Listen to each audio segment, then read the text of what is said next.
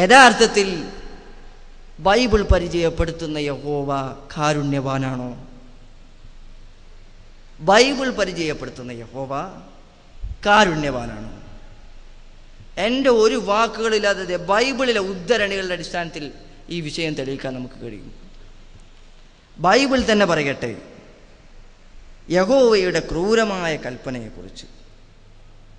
പുറപ്പാട് പുസ്തകത്തിലെ സംഖ്യാപുസ്തകത്തിലെ 31-ാം അധ്യായത്തിലെ 7 മുതൽ 11 വരെയുള്ള വചനങ്ങൾ. കർത്താവ് യഹോവട്ടോ കർത്താവ് മോശയോട് കൽപ്പിച്ചത് പ്രകാരം അവർ മിദ്യാൻകാർക്കെതിരെ യുദ്ധം ചെയ്തു. യുദ്ധം ഇസ്ലാമിൽ ഉണ്ടായിട്ടുണ്ട്. ആ വിഷയത്തിലേക്ക് ഇൻഷാ അല്ലാഹ് കടന്നു വരും.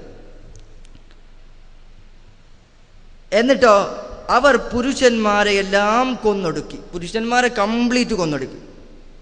വധിക്കപ്പെട്ടവരുടെ കൂട്ടത്തിൽ മിദ്യാനിലെ രാജാക്കന്മാരായ റെക്കം, സൂർ, ഹൂർ, റെബ തുടങ്ങിയ 5 രാജാക്കന്മാരുണ്ടായിരുന്നു. ബയോറിൻ്റെ പുത്രനായ ബിലയാമിനെയും അവർ വാളിനിരയാക്കി. എന്നിട്ട് പറയുന്നത് കേട്ടോളൂ, കാരുണ്യവാനായ ദൈവം കേട്ടോ, വളരെ കാരുണ്യാണ്.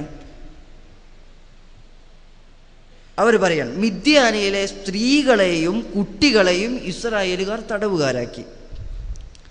ആടുമാടുകളും സകല സമ്പത്തും അവർ കൊള്ളയടിച്ചു. ഇതൊക്കെ യഹോവയുടെ കൽപ്പനയാണ്. ഇതിനൊക്കെ നിങ്ങൾ കാരുണ്യം എന്നാ വിളിക്കല്? ഏതായാലും നല്ല രസമുള്ള കാര്യം. ആടുമാടുകളും സകല സമ്പത്തുകളും അവർ കൊള്ളയടിച്ചു. അവർ പാർത്തിരുന്ന എല്ലാ പാളയങ്ങളും ഇസ്രായേൽക്കാർ ചുട്ടരിച്ചു. ബൈബിളിലെ വചനങ്ങളാണ്. ഞാൻ ഒരു തിരുത്തും വരുത്തിയിട്ടില്ല.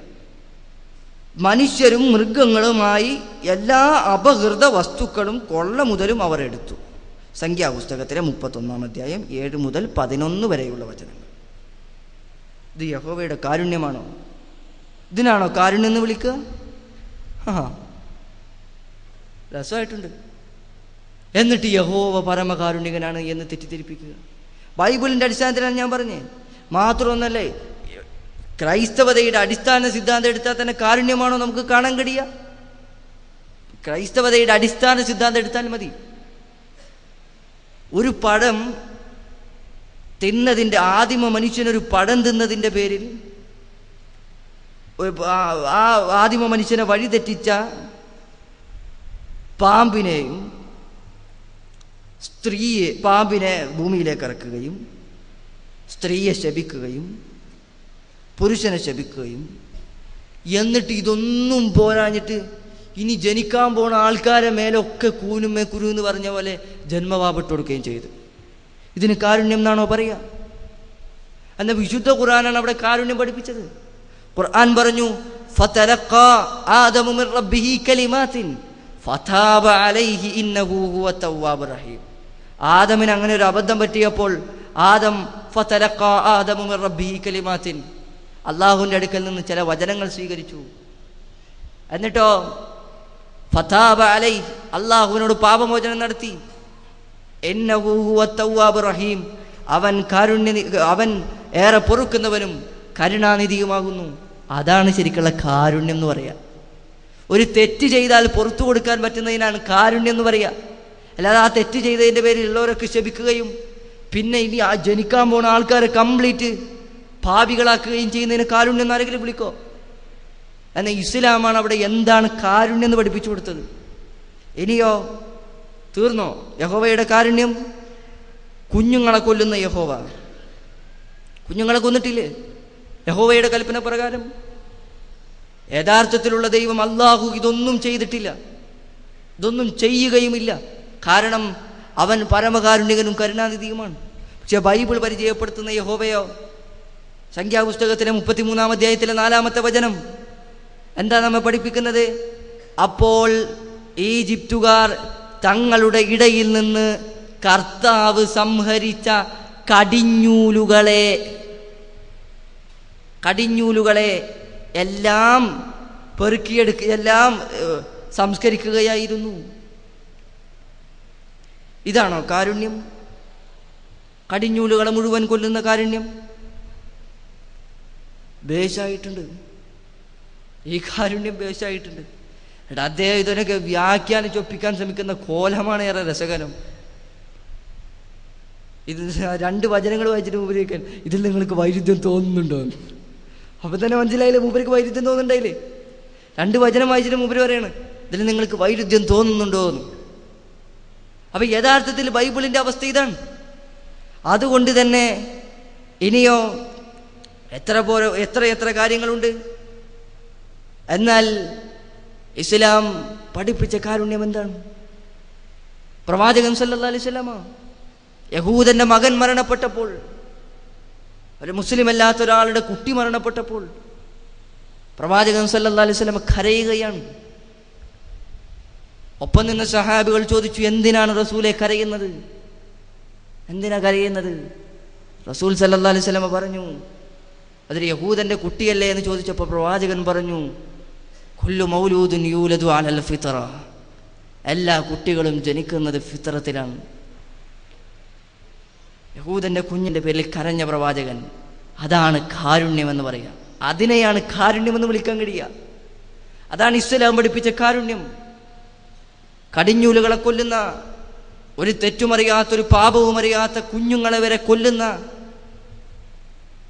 ആ ക്രൂരകൃത്യത്തെ ഒരിക്കലും കാരുണ്യമെന്ന് വിളിക്കാൻ ഇസ്ലാമിന് കഴിയില്ല. ഇസ്ലാം പഠിപ്പിച്ച കാരുണ്യം ഞാൻ പറഞ്ഞതാണ്. അതാണ് പ്രവാചകൻ സല്ലല്ലാഹു അലൈഹി വസല്ലം കാണിച്ച മാതൃക. അതാണ് യഥാർത്ഥ കാരുണ്യമായി പ്രവാചകൻ പഠിപ്പിച്ചു തന്നത്. ആ കാരുണ്യത്തിൻ്റെ മതമാണ് ഇസ്ലാം എന്ന് പ്രിയപ്പെട്ട ക്രൈസ്തവ സഹോദരന്മാരെ നിങ്ങൾ മനസ്സിലാക്കുക. ഇസ്ലാമിൻ്റെ പേരിൽ ഇവിടെ കുറേ ആരോപണങ്ങൾ ഉന്നയിച്ചിട്ടുണ്ട്. ഇൻഷാ അല്ലാഹ് അതിലേക്ക് കടന്നു വരാം. ഇനിയോ ഇവിടെ പലപ്പോഴും, ഇവിടെ ഉദ്ധരിച്ചിട്ടില്ലെങ്കിലും പലപ്പോഴും മിഷനറിമാർ ഉദ്ധരിക്കുന്നൊരു സംഭവമാണ്, ഇസ്ലാമിൻ്റെ ക്രൂരതയായി കാണിക്കുന്നൊരു സംഭവമാണ് ബനൂ ഖുറൈള സംഭവം. ബനൂ ഖുറൈളയിലെ പുരുഷന്മാരെയെല്ലാം റസൂൽ സല്ലല്ലാഹു അലൈഹി വസല്ലമ വാളിനിരയാക്കി അവരെ കൊന്നുകളഞ്ഞു എന്നാണ്. യഥാർത്ഥത്തിൽ ആ സംഭവം എന്താണ്? റസൂൽ സല്ലല്ലാഹു അലൈഹി വസല്ലമ ബനൂ ഖുറൈളക്കാർ പലതവണയായി ഇസ്ലാമിനെ വഞ്ചിപ്പിച്ചപ്പോൾ, പലതവണയായി റസൂൽ സല്ലല്ലാഹു അലൈഹി വസല്ലമയെ വധിക്കാനുള്ള ശ്രമങ്ങളും ഉള്ളിൽ നിന്നുള്ള പ്രശ്നങ്ങളും ഉണ്ടായപ്പോൾ പലതവണയായി അവർക്ക് മാപ്പ് കൊടുക്കുകയും ചെയ്തു. അവസാനം അവരുടെ പ്രശ്നങ്ങൾ അധികരിച്ചപ്പോൾ പ്രവാചകൻ സല്ലല്ലാഹു അലൈഹി വസല്ലമ സ്വയം വിധി കൽപ്പിച്ചതല്ല. റസൂൽ സല്ലല്ലാഹു അലൈഹി വസല്ലമ അവരോട് ചോദിച്ചു, ആരെയാണ് നിങ്ങൾക്ക് വിധികർത്താവായി വേണ്ടത്? അവർ തന്നെ തിരഞ്ഞെടുത്തു സയ്യിദ് റളിയല്ലാഹു അൻഹുവിനെ. എന്നിട്ട് അദ്ദേഹമാണ് ബൈബിളിൻ്റെ അടിസ്ഥാനത്തിൽ, അക്കാലഘട്ടത്തിലെ ബൈബിളിൻ്റെ അടിസ്ഥാനത്തിൽ, കാരണം ഇപ്പോൾ ഇത് കുറേ തിരുത്തപ്പെട്ടിട്ടുണ്ടല്ലോ, അക്കാലഘട്ടത്തിലെ ബൈബിളിൻ്റെ അടിസ്ഥാനത്തിൽ അദ്ദേഹമാണ് അവരിലെ പുരുഷന്മാരെ മുഴുവൻ കൊല്ലാൻ കൽപ്പിക്കുന്നത്. ഇത് റസൂൽ സല്ലല്ലാഹു അലൈഹി വസല്ലമയുടെ വിധിയല്ല. അപ്പോൾ തന്നെ മനസ്സിലായില്ല, അക്കാലഘട്ടത്തിൽ പോലും ബൈബിളിൻ്റെ അവസ്ഥ ഇതാണ്. അവരെ മുഴുവൻ കൊല്ലാൻ കൽപ്പിച്ച റസൂൽ സല്ലല്ലാഹു അലൈഹി വസല്ലമയല്ല. ബൈബിളിൻ്റെ അടിസ്ഥാനത്തിലാണ് ആ കൊലപാതകം അവിടെ നടക്കുന്നത്. അപ്പോൾ തന്നെ മനസ്സിലായില്ലേ, ഇസ്ലാം പഠിപ്പിച്ചത് കാരുണ്യമാണ്. പ്രവാചകൻ സല്ലല്ലാഹു അലൈഹി വസല്ലമയുടെ കാലഘട്ടത്തിൽ നടന്ന യുദ്ധത്തിൽ കൊല്ലപ്പെടുന്നത് വെറും 1000-ൽ മേലെ. എന്നാൽ ബൈബിൾ പരിചയപ്പെടുത്തുന്ന യുദ്ധങ്ങളുടെ അവസ്ഥ അതാണോ? ആയിരക്കണക്കിന് ലക്ഷക്കണക്കിന് ആളുകൾ മരണപ്പെടുന്ന യുദ്ധങ്ങളാണ്. മുസ്ലിങ്ങളിൽ നിന്ന് കൊല്ലപ്പെട്ടവരും അമുസ്ലിങ്ങളിൽ നിന്ന് കൊല്ലപ്പെട്ടവരും വെറും 1000-ൽ മേലെ. അവിടെ ഇസ്ലാം മാത്രമാണ് യഥാർത്ഥത്തിലുള്ള കാരുണ്യത്തെ പഠിപ്പിച്ചു കൊടുത്തത്. അപ്പോ ഇസ്ലാമിന് നേരെ വാളോങ്ങുന്നവർ നേരത്തെ പറഞ്ഞതുപോലെ സ്വന്തം വൈകല്യത്തെ മറന്നുകൊണ്ടാണ് ഉറയിൽ നിന്ന് വാളെടുക്കുന്നത് എന്ന് മനസ്സിലാക്കുക. ഇതാണ് ബൈബിളിൻ്റെ അവസ്ഥ. കടിഞ്ഞൂലുകളെ കൊല്ലുന്ന യഹോവ, അത്രയോ ആളുകളെ ചുട്ടിച്ചാമ്പലാക്കുന്ന യഹോവ. ബൈബിൾ പരിശോധിച്ചാൽ തന്നെ ഇതാണ് കംപ്ലീറ്റ്. പഴയ നിയമത്തിലെ പ്രയോഗങ്ങൾ തന്നെ മുഴുവനും മിക്കവാറും അങ്ങനെയാണ്. എന്തോ ഒരു മുഴുവനായിട്ട് കൊല്ലാൻ വരുന്ന യഹോവ, എല്ലാ ആളുകളോടും ഒരു പൊറുക്കലും ഇല്ലാതെ മുഴുവനായും കൊല്ലാൻ വരുന്നൊരു യഹോവയെയാണ് പരിചയപ്പെടുത്തുന്നത്. എന്നിട്ട് അദ്ദേഹം പറയാണ്, മുസ്ലിങ്ങളുടെ അള്ളാഹുവിന് തീരെ കാരുണ്യമില്ല എന്നാണ്. എന്നിട്ട് അദ്ദേഹം ആ കാര്യത്തെക്കുറിച്ച് കുറെ പരിഹസിക്കുന്നുണ്ട്. യഥാർത്ഥത്തിൽ വിശുദ്ധ ഖുർആൻ മാത്രമാണ് പാപം ചെയ്ത ആളുകളോട് അവർക്ക് പൊറുത്തു കൊടുക്കുന്നതായി അറിയിക്കുന്നത്. ഖുർആനിലെ 39-ാമത്തെ അധ്യായം സൂറത്തു സുമറിലെ 53-ാമത്തെ ആയത്തിൽ അള്ളാഹു പറയുകയാണ്, പ്രവാചകനോട് പറയാൻ കൽപ്പിക്കുകയാണ്. ഖുൽ യാ ഇബാദിയല്ലദീന അസ്റഫു അലാ അൻഫുസിഹിം ലാ തഖ്നുതു മിർ റഹ്മത്തില്ലാഹ് ഇന്നല്ലാഹ യഗ്ഫിറു ദുനൂബ ജമീഅ. വിശുദ്ധ ഖുർആനിന്റെ പ്രയോഗം എത്ര മനോഹരമാണ്. ഖുർആൻ പറയാൻ ഖുൽ യാ ഇബാദിയല്ലദീന അസ്റഫു അലാ അൻഫുസിഹിം, സ്വന്തം പാപങ്ങൾ ചെയ്ത് സ്വന്തം നഫ്സിനോട് സ്വന്തം മനസ്സിനോട് കുറ്റകൃത്യങ്ങൾ ചെയ്തവരെ, അതിക്രമം പ്രവർത്തിച്ചവരെ, ലാ തഖ്നുതു മിർ റഹ്മത്തില്ലാഹ്, അല്ലാഹുവിന്റെ കാരുണ്യത്തെക്കുറിച്ച് നിങ്ങൾ നിരാശപ്പെടരുത്. അതാണ് യഥാർത്ഥ കാരുണ്യം. പാപം ചെയ്തവന് പുറത്തു കൊടുക്കാനുള്ള കാരുണ്യം. ആരോടാ പാപം ചെയ്തത്? സ്വന്തത്തോട് തന്നെ പാപം ചെയ്തവർ, അവരോട് പുറത്തു കൊടുക്കാനുള്ള കാരുണ്യം. നിങ്ങൾ നിരാശപ്പെടരുത് എന്നാണ് ഖുർആൻ പ്രയോഗിച്ചത്. ഇന്നല്ലാഹ യഗ്ഫിറു ദുനൂബ ജമീഅ, എല്ലാ പാപങ്ങളും അല്ലാഹു പൊറുക്കുന്നതാകുന്നു. അതിൽ ജന്മപാപം ഇല്ല, എല്ലാ പാപങ്ങളും പൊറുക്കുന്നതാകുന്നു എന്നാണ് വിശുദ്ധ ഖുർആൻ പ്രയോഗിച്ചത്. അതാണ് യഥാർത്ഥത്തിൽ ഖുർആൻ പഠിപ്പിച്ച കാരുണ്യം. അതാണ് ഇസ്ലാം പഠിപ്പിച്ച കാരുണ്യം. ആ കാരുണ്യത്തെ ചിലപ്പോൾ ബൈബിളിന്റെ അടിസ്ഥാനത്തിൽ നിന്ന് നോക്കുന്നവർക്ക് ക്രൂരതയായി തോന്നിയേക്കാം. പക്ഷെ ജനങ്ങൾ മനസ്സിലാക്കുമല്ലോ യഥാർത്ഥത്തിൽ എന്താണ് എന്നത്, അതിന്റെ നിജസ്ഥിതി എന്ന്. അതുകൊണ്ട് തന്നെ ആ വിമർശനങ്ങളുടെയും അവസ്ഥ ഈ പറഞ്ഞതുപോലെയാണ് എന്ന് മനസ്സിലാക്കുക. റസൂൽ സല്ലല്ലാഹു അലൈഹി വസല്ലമയുടെ ഒരു സംഭവം സന്ദർഭോചിതമായി ഉണർത്തട്ടെ. പ്രവാചകൻ സല്ലല്ലാഹു അലൈഹി വസല്ലമ യുദ്ധം കഴിഞ്ഞ ഒരു സന്ദർഭത്തിൽ ആ യുദ്ധം നടന്ന പ്രദേശത്തിരുന്നു കൊണ്ട് ഒരു കാഴ്ച കാണുകയാണ്. ഒരു മാതാവ് നഷ്ടപ്പെട്ടു പോയ തൻ്റെ കുഞ്ഞിനെ അന്വേഷിച്ചുകൊണ്ട് യുദ്ധക്കളത്തിൽ തിരഞ്ഞുകൊണ്ടിരിക്കുകയാണ്. ആ കുട്ടിയെ കിട്ടിയപ്പോൾ ആ മാതാവ് സ്നേഹത്തോടുകൂടി ആ കുട്ടി കമ്മിഞ്ഞ പാല് നൽകുകയാണ്. റസൂൽ സല്ലല്ലാഹു അലൈഹി വസല്ലമ ആ മാതാവിനെ നോക്കി ചോദിച്ചു, തൻ്റെ അനുചരന്മാരോട് ചോദിക്കുകയാണ്, ആ മാതാവ് തൻ്റെ കുട്ടിയെ തീയിലേക്ക് വലിച്ചെറിയുമെന്ന് നിങ്ങൾ ആരെങ്കിലും കരുതുന്നുണ്ടോ? അവർ പറഞ്ഞു, ഒരിക്കലുമില്ല. റസൂൽ സല്ലല്ലാഹു അലൈഹി വസല്ലം അതിനെ ഉപമിക്കുകയാണ്. അള്ളാഹുവിൻ്റെ പ്രവാചകൻ പറഞ്ഞു, ഇതിനേക്കാൾ എത്രയോ മടങ്ങാണ് അള്ളാഹുവിന് അവൻ്റെ അടിമകളോടുള്ള കാരുണ്യം. അള്ളാഹുവിൻ്റെ കാരുണ്യത്തെ 100 ഭാഗിച്ചാൽ അതിലൊരു ഭാഗം മാത്രമേ ഈ ലോകത്തേക്ക് അവൻ ഇട്ടുകൊടുത്തിട്ടുള്ളൂ. ആ കാരുണ്യത്തിൽപ്പെട്ടതാണ് ഏതൊരു മാതാവും തൻ്റെ പുത്രനോട് മക്കളോട് കാരുണ്യത്തോടുകൂടി ഒന്ന് പുഞ്ചിരിക്കുന്നത് പോലും ആ കാരുണ്യത്തിൽപ്പെട്ടതാണ്. ലോകത്തിന് മുഴുവൻ കാരുണ്യമായി നിയോഗിക്കപ്പെട്ട പ്രവാചകൻ പോലും സല്ലല്ലാഹു അലൈഹി വസല്ലമ ആ കാരുണ്യത്തിൽപ്പെട്ടതാണ്.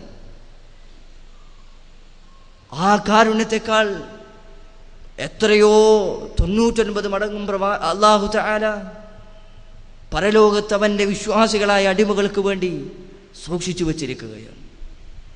ആ കാരുണ്യത്തെ സ്വീകരിക്കുവാനും ആ കാരുണ്യം ഏറ്റുവാങ്ങുവാനുമാണ് മുസ്ലിങ്ങൾ കാരുണ്യം എന്ന യഥാർത്ഥ പദത്തിൻ്റെ അർത്ഥത്തിൽ ജീവിച്ചു കാണിച്ചു കൊടുത്തത്. അവർക്ക് ക്രൂരതകൾ പരിചയമുണ്ടാവില്ല. ബൈബിളിൻ്റെ അടിസ്ഥാനത്തിൽ സംസാരിച്ചാൽ ഇതൊക്കെ ചിലപ്പോൾ ക്രൂരതകളായി തോന്നിയേക്കാം. പക്ഷേ ഞാൻ പറഞ്ഞത് ഇസ്ലാമിൻ്റെ അടിസ്ഥാനത്തിൽ ഇസ്ലാമിക വിശ്വാസപ്രകാരം ഇതൊന്നും ഈ കാരുണ്യത്തെയാണ് ഇസ്ലാം ലോകത്തിന് മുന്നിൽ പരിചയപ്പെടുത്തുന്നത് എന്നാണ്.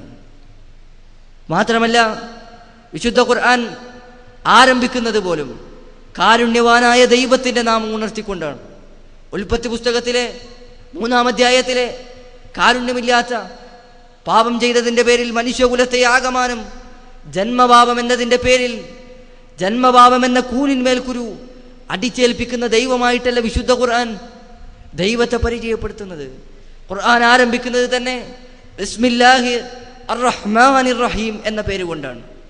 പരമകാരുണ്യകനും കരുണാനിധിയുമായ രക്ഷിതാവിൻ്റെ നാമത്തിൽ എന്ന് പറഞ്ഞുകൊണ്ടാണ് വിശുദ്ധ ഖുർആൻ ആരംഭിക്കുന്നത് പോലും. കാരുണ്യമാണ് ഖുർആനിൻ്റെ ആ എല്ലാ മേഖലകളിലും നമുക്ക് കാണാൻ കഴിയുന്നത്. മാത്രമല്ല, മുസ്ലിങ്ങൾ 5 നേരവും നമസ്കരിക്കുമ്പോൾ അവർ നിർബന്ധമായി പറയുന്നു അർ-റഹ്മാനിർ റഹീം എന്ന് പറഞ്ഞുകൊണ്ടാണ് അവർ നമസ്കരിക്കുന്നത്. പരമകാരുണ്യകനും കരുണാനിധിയുമായ ദൈവത്തിൽ പ്രതീക്ഷയർപ്പിച്ചുകൊണ്ടുള്ള നമസ്കാരം. കാരുണ്യമാണ് ഇസ്ലാമിൻ്റെ ഏതൊരു മേഖലകളിലും നമുക്ക് കാണാൻ കഴിയുന്നത്. ആ കാരുണ്യത്തെ പരിഹസിക്കുവാനും അതിനെ കണ്ടില്ലെന്ന് നടിക്കാനും മിഷനറിമാർക്ക് മാത്രമേ കഴിയുകയുള്ളൂ എന്നാണ് വിഷയകമായി പറയാനുള്ളത്. അതുകൊണ്ട് തന്നെ ഇസ്ലാമിൻ്റെ കാരുണ്യം അതിനെക്കുറിച്ച് പരിഹസിക്കുന്നവർ യഥാർത്ഥത്തിൽ ഞാൻ പറഞ്ഞല്ലോ നേരത്തെ പഴയ നിയമത്തിലെ ഇതൊന്നുമല്ല, ഇതിനേക്കാൾ എത്രയോ ഉദ്ധരണികൾ നമുക്ക് ഉദ്ധരിക്കാൻ കഴിയും. അതിനേക്കാൾ എത്രയോ ഉണ്ട്. പക്ഷെ ഇവിടെ സമയപരിധി കൊണ്ട് ഇതൊക്കെ വായിക്കാൻ നിൽക്കട്ടെ. വളരെ കുറച്ച് മാത്രമേ ഈ വിഷയകമായി ഞാൻ വായിച്ചിട്ടുള്ളൂ. അതുകൊണ്ട് തന്നെ അടുത്തതായി ഇവിടെ പറഞ്ഞത് അദ്ദേഹം തന്നെ പറഞ്ഞതാണ്, ബൈബിളിലെ യഹോവ ആഗ്രഹിക്കുന്നത് പശ്ചാത്താപമാണ്. അതിന് അദ്ദേഹം തെളിവായിട്ട് വാചകങ്ങൾ ഉദ്ധരിച്ചിട്ടുണ്ട്. യഥാർത്ഥത്തിൽ പുതിയ നിയമത്തിലുള്ള വാചകത്തിൽ നിന്നാണ് അദ്ദേഹം ഉദ്ധരിക്കുന്നത്. ബൈബിളിലെ യഹോവ ആഗ്രഹിക്കുന്നത് പശ്ചാത്താപമാണ്. എന്നാൽ ഞാൻ ചോദിക്കട്ടെ സഹോദരന്മാരെ, കുരിശുമരണത്തോടുകൂടി പശ്ചാത്താപത്തിന് വല്ല പ്രസക്തിയുമുണ്ടോ? കുരിശുമരണത്തിൽ വിശ്വസിച്ച ഒരാൾ പശ്ചാത്തപിക്കേണ്ട ആവശ്യമുണ്ടോ? യേശു ക്രിസ്തു കുരിശിന്മേൽ കുരിശിൽ തറക്കപ്പെട്ട് മരണപ്പെട്ടു എന്ന് വിശ്വസിച്ചാൽ, നമ്മുടെ പാപങ്ങളെല്ലാം ഏറ്റെടുത്തു എന്ന് വിശ്വസിച്ചാൽ പിന്നെ പശ്ചാത്തപിക്കേണ്ട ആവശ്യമുണ്ടോ? അങ്ങനെ ഒരു കാര്യത്തെക്കുറിച്ച് ബൈബിളിൽ പറയേണ്ട ആവശ്യം തന്നെ ഇല്ല. അപ്പൊ പിന്നെ അത് പറയേണ്ട യാതൊരു ആവശ്യമില്ല. പക്ഷെ അദ്ദേഹം ഒരു വലിയൊരു പോയിന്റായിട്ട് പറഞ്ഞിട്ടുണ്ട് ഇവിടെ. പക്ഷേ യഥാർത്ഥത്തിൽ ബൈബിൾ പരിചയപ്പെടുത്തുന്നത് പശ്ചാത്താപമാണോ? പശ്ചാത്താപത്തിന് ബൈബിൾ വല്ല പ്രാധാന്യവും നൽകിയിട്ടുണ്ടോ? പഴയ നിയമത്തിലേക്ക് തന്നെ നമുക്ക് കടന്നു പോകാം. ആവർത്തന പുസ്തകത്തിലെ 23-ാം അധ്യായത്തിലെ 1 മുതൽ 2 വരെയുള്ള വചനങ്ങൾ. ഇതിൽ ചിലത് വായിക്കുമ്പോൾ സ്വാഭാവികമായിട്ടും എൻ്റെ ഗുരുനാഥന്മാർ ഇവിടെ ഇരിക്കുന്നുണ്ട്, ഞാൻ ബഹുമാനിക്കുന്ന പലരും ഉണ്ട് ഇവിടെ. പക്ഷെ ഇത് വായിക്കാൻ നിവൃത്തിയില്ല. ബൈബിളിലെ ധാർമ്മികത എന്ന് മിനിറ്റിന് പറയുന്ന ആൾക്കാരുണ്ടല്ലോ, ഇത് പറയാതെ നിവൃത്തിയില്ല. ഇവിടെ പറഞ്ഞ പോലെ തന്നെ പറയിപ്പിക്കുകയാണെന്ന് പറയില്ലേ, അതേ അവസ്ഥയാണ്. ബൈബിൾ പറയാണ്, ആവർത്തന പുസ്തകം 23-ാം അധ്യായം 1 മുതൽ 2 വരെയുള്ള വചനങ്ങൾ. ഇതിപ്പോ എങ്ങനെ വായിക്കാം? ഉടഞ്ഞ വൃഷ്ണങ്ങളുള്ളവനോ ലിംഗം ഛേദിക്കപ്പെട്ടവനോ കർത്താവിൻ്റെ സഭയിൽ പ്രവേശിക്കരുത്. ഇതാണ് ഒരു വചനം. ഇതെങ്ങനെയാണ് ഇതിൻ്റെ വ്യാഖ്യാനം നമുക്കറിയില്ല, അത് മിഷനറിമാർ തന്നെ പറയേണ്ട വിഷയമാണ്. പിന്നെ രണ്ടാമത് പറയാൻ ഇവിടെ പശ്ചാത്താപമുള്ള വിഷയം, ജാരസന്തതികൾ കർത്താവിൻ്റെ സഭയിൽ പ്രവേശിക്കരുത്. ജാരസന്തതി എന്ന് പറഞ്ഞാൽ വ്യഭിചാരത്തിലുണ്ടായ കുട്ടിയാണ്. ഒരുത്തൻ വ്യഭിചാരത്തിലൊരു കുട്ടിയായി പിറന്നു എന്നത് അവൻ്റെ കുറ്റമാണോ? ഒരാള് വ്യഭിചാരത്തിൽ പിറന്നു എന്നത് അവൻ്റെ കുറ്റാണോ? അവൻ്റെ ആ വ്യഭിചാരം ചെയ്ത ആളുകൾ ചെയ്ത കുറ്റല്ലേ? പക്ഷേ ജാരസന്തതികൾക്ക് കർത്താവിൻ്റെ സഭയിലേക്കേ പ്രവേശനമില്ല. അപ്പൊ പിന്നെ അതിൻ്റെ അവസ്ഥ നിർത്തിയോ ബൈബിൾ? അവിടെ നിർത്തിയിട്ടുണ്ടോ? ജാരസന്തതിക്ക് ശേഷം അവരുടെ 10 തലമുറകൾക്കും കർത്താവിൻ്റെ സഭയിലേക്ക് പ്രവേശനമില്ല. അതാണ് ബൈബിൾ പഠിപ്പിച്ച കാരുണ്യവും പശ്ചാത്താപവും. ഇതാണ് ബൈബിൾ പഠിപ്പിച്ച കാരുണ്യവും പശ്ചാത്താപവും. എന്താ ബൈബിൾ പണ്ഡിതന്മാർക്ക് ഇതിനെക്കുറിച്ച് പറയാനുള്ളത്? മിഷനറിമാർ ഇവിടെ വലിയ കാര്യമായിട്ട് പറഞ്ഞല്ലോ കാരുണ്യമൊക്കെ. ഇതാണോ പശ്ചാത്താപം? പശ്ചാത്താപം സ്വീകരിക്കുന്ന യഹോവയാണോ ഇത്? പക്ഷെ വിശുദ്ധ ഖുർആൻ ഈ കാര്യത്തിൽ കൃത്യമാണ്. വലാ തസിറു വാസിറതൻ വിസ്റ ഉഖറ. വേറൊരുത്തൻ്റെ പാപം ഒരാൾ താങ്ങേണ്ടി വരില്ല. ഞാൻ ചെയ്തതിൻ്റെ പേരിൽ മറ്റൊരാൾ അനുഭവിക്കേണ്ടി വരില്ല. എൻ്റെ പിതാവ് ചെയ്തതിൻ്റെ പേരിൽ ഞാൻ അനുഭവിക്കേണ്ടി വരില്ല. അത് ഇസ്ലാമിൻ്റെ അടിസ്ഥാന തത്വങ്ങളിൽ പെട്ടതാണ്. വലാ തസിറു വാസിറതൻ വിസ്റ ഉഖറ. അത് ഇസ്ലാമിൻ്റെ പ്രമാണം. പക്ഷേ ആവർത്തന പുസ്തകത്തിലെ പ്രമാണപ്രകാരം 10 തലമുറക്ക് പിന്നെ പ്രവേശനമില്ല. 10 തലമുറക്ക് പിന്നെ പ്രവേശനമില്ല. ഇതാണോ ബൈബിൾ പഠിപ്പിക്കുന്ന പശ്ചാത്താപവും കാരുണ്യവും? മിഷനറിമാർ തന്നെ വ്യാഖ്യാനിക്കട്ടെ ഈ വിഷയങ്ങളൊക്കെ. എന്നാൽ അല്ലാഹു യഥാർത്ഥത്തിൽ അവൻ വിശുദ്ധ ഖുർആനിൽ തന്നെ 50-ൽ പരം തവണ ഗഫൂർ എന്നാണ് അവനെ പ്രയോഗിച്ചിട്ടുള്ളത്. അവനെ തന്നെ വിളിച്ചത് ഗഫൂർ എന്നാണ്, ഏറെ പൊറുക്കുന്നവൻ എന്നാണ് ആ വാക്കിൻ്റെ അർത്ഥം. പശ്ചാത്താപത്തെക്കുറിച്ചൊക്കെ പറയാൻ അവകാശം തന്നെ ഉള്ളത് വിശുദ്ധ ഖുർആൻ മാത്രമാണ്. 10 തലമുറകൾക്ക് സഭയിൽ പ്രവേശനം കൊടുക്കാത്ത പശ്ചാത്താപത്തിൻ്റെ അവകാശവാദ ആണോ? അപ്പോ ഈ നിലക്കൊക്കെയാണ് വ്യാഖ്യാനങ്ങളുടെ അവസ്ഥയെങ്കിൽ അത് മിഷനറിമാരെ പറഞ്ഞിട്ട് കാര്യമില്ല, കയ്യിലുള്ള ഗ്രന്ഥത്തിൻ്റെ അവസ്ഥയാണെന്ന് മനസ്സിലാക്കിയാൽ മതി. മാത്രമല്ല ഇവിടെ വളരെ മോശമായിട്ട് പറഞ്ഞൊരു കാര്യമാണ്, അള്ളാഹു തന്ത്രശാലി, വല്ലാത്ത തന്ത്രമാണ് അള്ളാഹുവിന്. ഇവിടെ അദ്ദേഹം വല്ലാതെ കളിച്ചിട്ടുണ്ട്. അള്ളാഹിൻ്റെ തന്ത്രം എന്താന്ന് വെച്ചാൽ, അള്ളാഹു ആദ്യം പറഞ്ഞു മുസ്ലിങ്ങളോട്, നിങ്ങൾ സമാധാനത്തിൽ നിൽക്കണം, നിനക്ക് നിൻ്റെ ദീനാണ്, എനിക്ക് എൻ്റെ ദീനാണ്, ആരോടൊരു പ്രശ്നം ഉണ്ടാക്കരുത് എന്ന് അള്ളാഹു ആദ്യം പറഞ്ഞു. രണ്ടാമത് അള്ളാഹു പറഞ്ഞു, യുദ്ധം ചെയ്യുന്നതിൽ തെറ്റൊന്നുമില്ല, വേണമെങ്കിൽ യുദ്ധം ചെയ്യാം. പക്ഷെ കുറച്ച് ഭൂരിപക്ഷമൊക്കെ ആയപ്പോൾ അള്ളാഹ് എന്ത് പറഞ്ഞത്രേ, കണ്ടോടത്ത് വെച്ചിട്ട് ബഹുദൈവ വിശ്വാസികളെ കൊല്ലണം എന്ന് അള്ളാഹു പറഞ്ഞിട്ടുണ്ട്. ഇതിവിടെ പറഞ്ഞ വാക്കുകളാണ്. അല്ല, നമുക്കും പറഞ്ഞുകൂടെ? ഇതേപോലെ തന്നെ തിരിച്ചു പറഞ്ഞൂടെ? യേശു ആദ്യം കടന്നു വന്നപ്പോൾ പറഞ്ഞു, ചെകിട്ടത്തടിച്ചാൽ നിങ്ങൾ എന്ത് ചെയ്യരുത്, തിരിച്ചടിക്കാൻ പാടില്ല, നിങ്ങൾ തിരിച്ചടിക്കാൻ പാടില്ല. രണ്ടാമത് യേശുവിൻ്റെ ഒപ്പം കുറച്ച് ആൾക്കാരൊക്കെ ആയപ്പോൾ എന്ത് യേശു പറഞ്ഞു, മേലെങ്കി വിറ്റിട്ടെങ്കിലും നിങ്ങൾ വാള് വാങ്ങിക്കണമെന്ന് പറഞ്ഞു. കുറച്ച് ആൾക്കാർ കയ്യിലെത്തിയപ്പോഴോ, ഞാൻ സമാധാനം നിരൂപിക്കാനല്ലേ വന്നത്, അങ്ങനെ ആരും കരുതി, ഞാൻ ഇവിടെ സമാധാനത്തിനേ അല്ല വന്നത്, അങ്ങനെ ആരും കരുതി പോകരുത്, മറിച്ചോ ഞാനിവിടെ അസമാധാനം വരുത്താൻ തന്നെയാണ് വന്നത്. യേശു പറഞ്ഞിട്ടില്ലേ? നമുക്കും പറഞ്ഞൂടെ 3 ഘട്ടങ്ങൾ? പക്ഷെ അത്രമാത്രം നമുക്ക് തരം താഴാൻ പറ്റുമോ?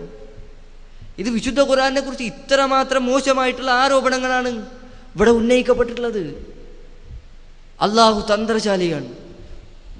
വലിയൊരു ജനവിഭാഗം വിശ്വസിക്കുന്ന അവരുടെ ദൈവത്തിനെ കുറിച്ചാണ് ഈ പരാമർശങ്ങൾ എന്ന് ആലോചിക്കുമ്പോഴാണ് അതിൻ്റെ ഗൗരവം നമുക്ക് മനസ്സിലാക്കാൻ കഴിയുക. പക്ഷേ മിഷനറിമാർ സ്വാഭാവികമാണ്, തങ്ങളുടെ ആദർശം തകർന്നടിക്കുന്നു എന്ന് തോന്നുമ്പോൾ സ്വാഭാവികമായിട്ടും ഈ തരം പരാമർശങ്ങളെ അവരിൽ നിന്ന് പ്രതീക്ഷിക്കാൻ പാടുള്ളൂ. എന്നിട്ട് അള്ളാഹുവിൻ്റെ തന്ത്രം എന്ന് പറഞ്ഞ് കളിയാക്കുക, അതിൻ്റെ പേരിൽ ചിരിക്കുക. എന്നാൽ നിങ്ങൾ ആലോചിച്ച് നോക്കുക, ഇസ്ലാമിൽ ഭൂരിപക്ഷം വന്നൊരു കാലഘട്ടമില്ലേ?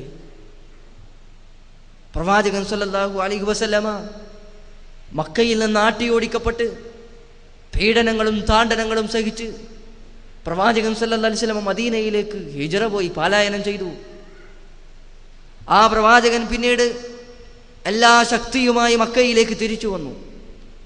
തന്നെ ചവിട്ടിയവരും തന്നെ കല്ലെറിഞ്ഞവരും തന്നെ ആക്ഷേപിച്ചവരും തൻ്റെ മുഖത്ത് തുപ്പിയവരും തന്നെ ചവിട്ടിയവരും ആ എല്ലാ നിലക്കും ഉപദ്രവിച്ചവർ, അവർ തൻ്റെ കാൽ കീഴിൽ തൻ്റെ മുന്നിൽ നിൽക്കുമ്പോൾ എന്തും ചെയ്യാനുള്ള ഒരനുയായി വൃന്ദം ചുറ്റുമുള്ള സമയത്ത്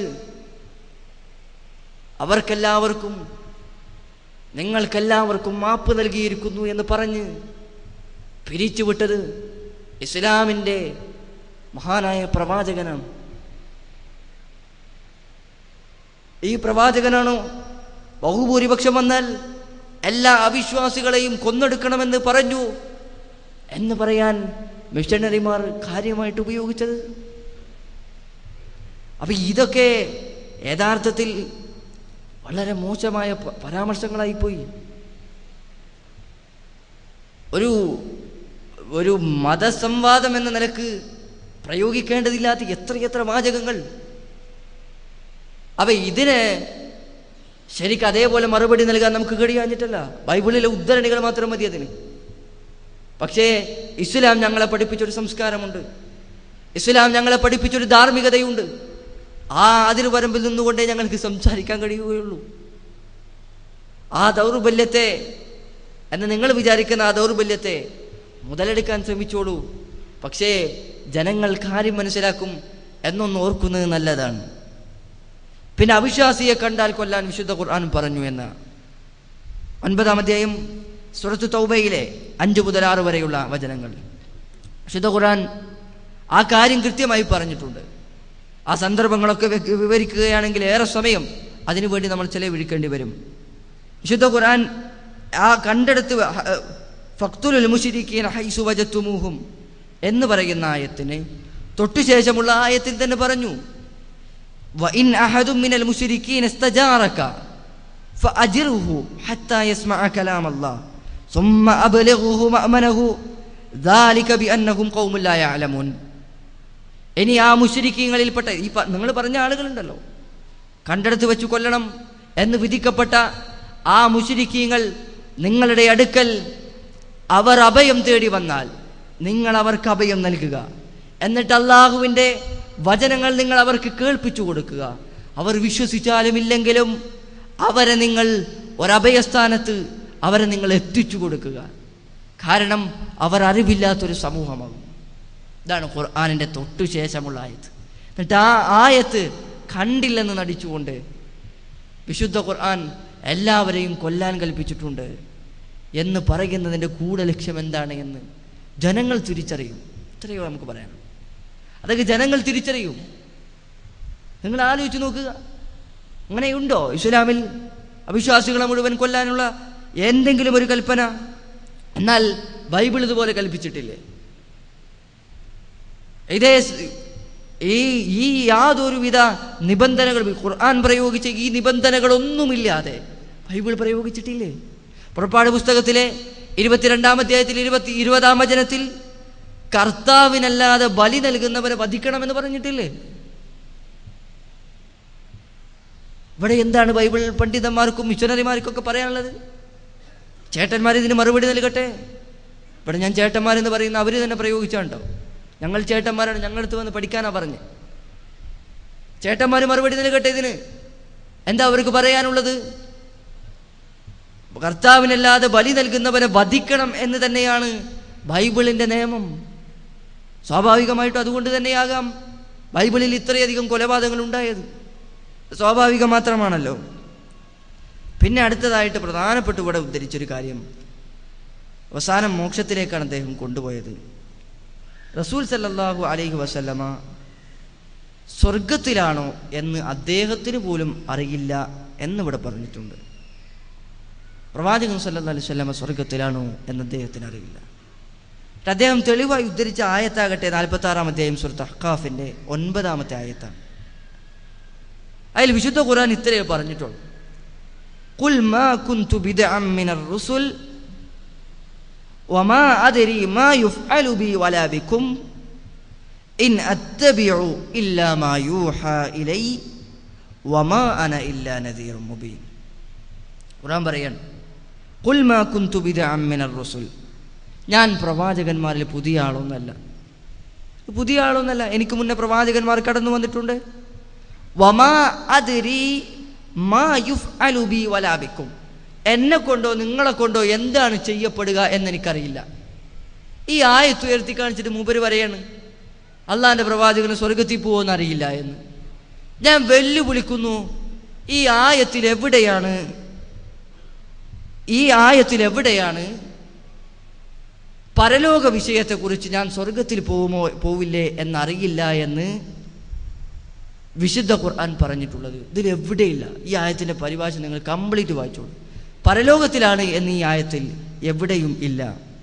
മാത്രമല്ല വിശുദ്ധ ഖുർആൻ ഈ ആയത്തിനെ വ്യാഖ്യാനിക്കുന്ന സന്ദർഭങ്ങളിൽ പണ്ഡിതന്മാർ പറഞ്ഞിട്ടുണ്ട്, ഇവരുടെ മുതുമുത്തച്ഛന്മാർ എന്നുവെച്ചാൽ പണ്ടത്തെ ക്രൈസ്തവന്മാർ ഉന്നയിച്ച പ്രധാനപ്പെട്ട ഒരു ആരോപണമായിരുന്നു ഇത്. വിശുദ്ധ ഖുർആനെതിരെ ഉന്നയിച്ച ആരോപണമാണ്. ഈ ആയത്തിറങ്ങിയപ്പോൾ ക്രൈസ്തവർ പറഞ്ഞു, കണ്ടില്ലേ, പരലോകത്ത് എന്താണ് ചെയ്യപ്പെടുക എന്നറിയാത്ത ആളുകളാണ്. എന്നാൽ ഖുർആൻ അതിനെക്കുറിച്ച് കൃത്യമായി മറുപടി നൽകിയിട്ടുണ്ട്. മാത്രമല്ല ഇവിടെ വലിയൊരു ആക്ഷേപമായിട്ട് പറഞ്ഞ് റസൂൽ സല്ലല്ലാഹു അലൈഹി വസല്ലം ആയിഷ റളിയല്ലാഹു വിവാഹം കഴിച്ച വിഷയം. ഇനി വലിയ മറുപടിയൊന്നും ആ വിഷയത്തിൻ്റെ ആ മുഴുവൻ പശ്ചാത്തലവും പറയേണ്ട ആവശ്യമില്ല. എത്രാമത്തെ വയസ്സിലാണ് ജോസഫ് മറിയയെ കല്യാണം കഴിക്കുന്നത്? യേശുവിൻ്റെ മാതാവായ മറിയയെ ജോസഫ് എത്രാമത്തെ വയസ്സിലാണ് കല്യാണം കഴിക്കുന്നത്? മറിയയ്ക്ക് 12-13 വയസ്സേ ഉള്ളൂ. 90 വയസ്സുള്ള ജോസഫാണ് വിവാഹം കഴിക്കുന്നത്. ഇത് ഞങ്ങൾ വെറുതെ പറഞ്ഞതല്ലല്ലോ, ക്രൈസ്തവ പണ്ഡിതന്മാരുടെ അടിസ്ഥാനത്തിൽ തന്നെയാണ് സംസാരിക്കുന്നത്. അതുകൊണ്ട് ആ വിഷയവും ഇതുപോലെ തന്നെയാണ്. ഇനി അവസാനമായിട്ട് അദ്ദേഹം പറഞ്ഞത് മോക്ഷം അത് ക്രൈസ്തവതയിലൂടെ മാത്രമാണ് എന്നാണ്. വിശുദ്ധ ഖുർആൻ കൃത്യമായി പറഞ്ഞിട്ടുണ്ട്. ഖുർആനിലെ 3-ാം അധ്യായം സൂറത്ത് ആലി ഇമ്രാനിലെ 19-ാമത്തെ ആയത്തിൽ ഇന്നദ്ദീന ഇൻദല്ലാഹിൽ ഇസ്ലാം, നിശ്ചയമായും അള്ളാഹുവിൻ്റെ അടുക്കൽ മതമെന്നാൽ അത് ഇസ്ലാം മാത്രമാകുന്നു. മാത്രമല്ല ഖുർആൻ 3-ാം അധ്യായത്തിലെ തന്നെ സൂറത്ത് ആലി ഇമ്രാനിലെ 85-ാമത്തെ ആയത്തിൽ ആരെങ്കിലും ഇസ്ലാമല്ലാത്ത ഒരു മതത്തെ സ്വീകരിക്കുകയാണെങ്കിൽ അതവനിൽ നിന്ന് സ്വീകരിക്കപ്പെടുകയില്ല എന്നും നാളെ പരലോകത്തിൽ അവൻ നഷ്ടക്കാരിൽ ഉൾപ്പെടും എന്നും കൃത്യമായി പറഞ്ഞിട്ടുണ്ട്. എൻ്റെ പ്രിയപ്പെട്ട ക്രൈസ്തവ സഹോദരന്മാരോട് എനിക്ക് ഓർമ്മപ്പെടുത്താനുള്ളത്, സത്യം മനസ്സിലാക്കുന്ന വിഷയത്തിൽ നാം ആരുടെയും വാക്കുകൾക്കോ ആരുടെയെങ്കിലും വാചക കസർത്തുകൾക്കോ അല്ല പ്രാധാന്യം നൽകേണ്ടത്. പ്രമാണങ്ങൾ എന്തു പറഞ്ഞു എന്നതിൻ്റെ അടിസ്ഥാനത്തിൽ കാര്യങ്ങളെ ഗ്രഹിക്കുവാനും മനസ്സിലാക്കുവാനും നമ്മൾ തയ്യാറാവണം. ഇസ്ലാമിനെക്കുറിച്ചുള്ള ആരോപണങ്ങൾക്ക് കൃത്യമായ മറുപടികൾ നൽകപ്പെട്ടിട്ടുണ്ട്. പക്ഷേ ആ വിഷയം യാതൊരുവിധ പരിഗണനക്കും നൽകാതെ ഇവിടെ അതിനെക്കുറിച്ച് ആരോപണങ്ങൾ ഉന്നയിച്ചവർ യഥാർത്ഥത്തിൽ മനസ്സിലാക്കേണ്ടത്, മുന്നിലിരിക്കുന്നവരിൽ എല്ലാവരും മണ്ടന്മാരാവില്ല എന്ന് നിങ്ങൾ ചിന്തിക്കണം. ഖുർആനിനെക്കുറിച്ചും ബൈബിളിനെ കുറിച്ചാണെങ്കിൽ പോലും അതിനെക്കുറിച്ച് പറയുമ്പോൾ മുന്നിലിരിക്കുന്നവരിൽ ആരെങ്കിലുമൊക്കെ ചിന്തിക്കും. നിങ്ങൾ മനസ്സിലാക്കുക, ഇസ്ലാമിനെക്കുറിച്ചുള്ള തെറ്റിദ്ധാരണകളും പ്രശ്നങ്ങളും മനസ്സിലാക്കി സത്യം യഥാർത്ഥ സത്യമായി തന്നെ മനസ്സിലാക്കി സ്വർഗത്തിൽ പോകുവാൻ അള്ളാഹു നാമേവരെയും അനുഗ്രഹിക്കുമാറാകട്ടെ. അള്ളാഹുവെ, നിൻ്റെ മതത്തിനെതിരെയുള്ള ആരോപണങ്ങൾക്കെതിരെ ശക്തമായി ആ വിഷയങ്ങൾക്ക് മറുപടി നൽകാൻ അള്ളാഹുവെ നീ ഞങ്ങൾക്ക് ആഫിയത്തും സൗകര്യങ്ങളും ചെയ്തു തരണമേ. ربنا تقبل منا إنك أنت السميع العليم وتب علينا إنك أنت التواب الرحيم واغفر لنا يا غافر المجرمين وصلى الله على محمد وعلى آله وصحبه أجمعين والسلام عليكم ورحمة الله وبركاته.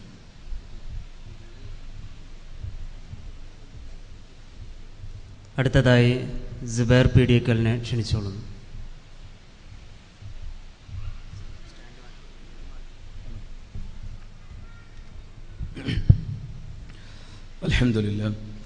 الحمد لله رب العالمين والعاقبة للمتقين ولا عدوان إلا على الظالمين. أعوذ بالله السميع العليم من الشيطان الرجيم. يا أيها الذين آمنوا اتقوا الله حق تقاته ولا تموتن إلا وأنتم مسلمون. بسم الله الرحمن الرحيم. يريدون ليطفئوا نور الله بأفواههم والله متم نوره ولو كره الكافرون. هو الذي أرسل رسوله بالهدى ودين الحق ليظهره على الدين كله ولو كره المشركون. സ്നേഹാദരണീയരായ സഹോദരി സഹോദരന്മാരെ, സർട്ടാവും സംരക്ഷകനുമായ അള്ളാഹുവിൽ നിന്നുള്ള ശാന്തിയും സമാധാനവും സദാ നിങ്ങളിൽ വർഷിക്കുമാറാകട്ടെ. സഹോദരങ്ങളെ, നമ്മൾ എന്തിനാണ് ഇവിടെ ഒരുമിച്ചു കൂടിയിരിക്കുന്നത് എന്ന് കൃത്യമായ ബോധ്യവുമുള്ളവരാണ് നമ്മൾ. ഇതിൻ്റെ ആദ്യ ഭാഗം എന്ന നിലയിൽ സഹോദരൻ മുഹ്സിൻ ഐദീദ് ഇവിടെ ഉന്നയിക്കപ്പെട്ട ആരോപണങ്ങൾക്ക് നിശ്ചയിക്കപ്പെട്ട സമയ പരിധിക്കകത്തു നിന്നുകൊണ്ടുള്ള വിശദീകരണം നൽകിക്കഴിഞ്ഞു. അതിൻ്റെ മറ്റൊരു ഭാഗം എന്ന നിലയിൽ സട്ടാവായ പടച്ചറബ് പഠിപ്പിച്ച ഇസ്ലാമിനെ പ്രമാണബദ്ധമായി അറിയിക്കുവാനും അതോടൊപ്പം ഇസ്ലാം പഠിപ്പിച്ച അടിസ്ഥാന ആശയങ്ങളെ വളയ്ക്കുവാനും വിളയ്ക്കുവാനും വേണ്ടി പരിശ്രമിക്കുന്ന ഇരുട്ടിൻ്റെ ശക്തികൾക്ക് പ്രമാണങ്ങളുടെ വെളിച്ചത്തിൽ ഒരു വിശദീകരണമാണ് ഇവിടെ താല്പര്യപ്പെടുന്നത്. സഹോദരങ്ങളെ, നമുക്കിടയിൽ ഏറെ ചർച്ച ചെയ്യപ്പെടുകയാണ് ഇന്ന് മതം. എന്താണ് മതം എന്ന ചോദ്യത്തിന് പലരും വ്യത്യസ്തങ്ങളായ മറുപടി നൽകിയിട്ടുണ്ട്. മതം മനുഷ്യനെ മയക്കുന്ന കറുപ്പാണ്, മതം പ്രശ്നമാണ്, മതം നേട്ടമല്ല നഷ്ടമാണ് എന്ന് തുടങ്ങി വ്യത്യസ്തങ്ങളായ വീക്ഷണങ്ങൾ. പലപ്പോഴും മതത്തിൻ്റെ സ്ഥാനത്ത് ശാസ്ത്രത്തെ മതമായി നോക്കിക്കണ്ട ആളുകളും ചരിത്രത്തിൽ കഴിഞ്ഞു പോയിട്ടുണ്ട്. ഇന്നും അവരുടെ പിൻഗാമികളുണ്ട്. പ്രത്യേകിച്ച് ജർമ്മൻ തത്വചിന്തകനായ ഫ്രെഡറിക് വില്യം നീഷെ ലോകത്തോട് പറഞ്ഞത് മതം വേണ്ട, മതം പ്രശ്നമാണ്, അതുകൊണ്ട് ശാസ്ത്രത്തെ നമുക്ക് മതമായി തിരഞ്ഞെടുക്കാം. നമ്മെ വളർത്തിയതും ഉയർത്തിയതും ഇന്നും പുരോഗതിയുടെ തലങ്ങളിലേക്ക് കൈപിടിച്ചു വളർത്തുന്നതും ഉയർത്തുന്നതും ശാസ്ത്രമാണ്. അതുകൊണ്ട് സയൻസ് ഈസ് അവർ റിലീജിയൻ, ശാസ്ത്രമാണ് ഞങ്ങളുടെ മതം എന്ന് ലോകത്തെ പഠിപ്പിച്ച ആളുകൾ.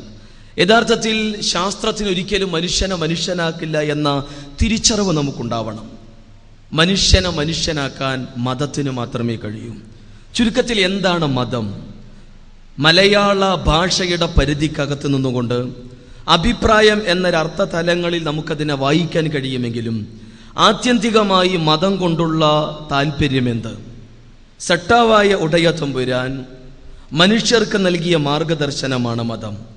മനുഷ്യനെ മനുഷ്യനാക്കുന്നതെന്തോ അതാണ് മതം. ജാതിയുടെയും വർഗത്തിൻ്റെയും വർണ്ണത്തിൻ്റെയും ദേശത്തിൻ്റെയും ഭാഷയുടെയും പരിധികൾക്ക് അതീതമായി മനുഷ്യ മനസ്സുകളെ ഇണക്കി ചേർക്കുകയും മനുഷ്യധിഷണയെ പരിവർത്തിപ്പിക്കുകയും ചെയ്യുന്ന ദൈവികമായ മാർഗദർശനമാണ് മതം. മനുഷ്യന്റെ വൈയക്തിക, കുടുംബ, ദാമ്പത്യ, അയൽപക്ക, സാമൂഹ്യ മേഖലകൾ തുടങ്ങി അവന്റെ ജീവിതത്തിന്റെ നിഖില മേഖലകളെ സ്പർശിക്കുകയും ആ രംഗത്തെ കൃത്യവും വ്യക്തവും പൂർണ്ണവും പ്രായോഗികവും മാനവികവുമായ മാർഗദർശനം നൽകുന്ന ദൈവികമായ മാർഗദർശനമാണ് മതം. ആ മതത്തെ നമ്മൾ അറിയണം, ആ മതത്തെ നമ്മൾ മനസ്സിലാക്കണം. എന്നാൽ നമുക്ക് ചുറ്റും നിരവധി മതങ്ങൾ, ഹിന്ദു മതമുണ്ട്, ക്രിസ്തു മതമുണ്ട്, ഇസ്ലാം മതമുണ്ട്, ജൈന, ബുദ്ധ, സിഖ് മതങ്ങൾ തുടങ്ങിയ നിരവധി മതങ്ങൾ. ഇതിലേതാണ് സട്ടാവായ റബ്ബ്, ലോകങ്ങളുടെ നാഥൻ പഠിപ്പിച്ച മതം? ഇതറിയണമെങ്കിൽ നമ്മൾ നമ്മുടെ മനസ്സുകൾ തുറക്കുക, ദിഷണകളെ സജീവമാക്കുക, മുൻധാരണകളില്ലാതെ ഈ മതങ്ങളെ അവരുടെ പ്രമാണങ്ങളുടെ വെളിച്ചത്തിൽ വായിക്കാനും പഠിക്കാനും അറിയാനുള്ള ശ്രമം നമ്മുടെ ഭാഗത്തു നിന്നുണ്ടാവുക. ഇവിടെ ലോകത്തേറെ ചർച്ച ചെയ്യപ്പെടുന്ന രണ്ട് പ്രധാന മതങ്ങളാണ് ക്രിസ്തു മതവും ഇസ്ലാം മതവും.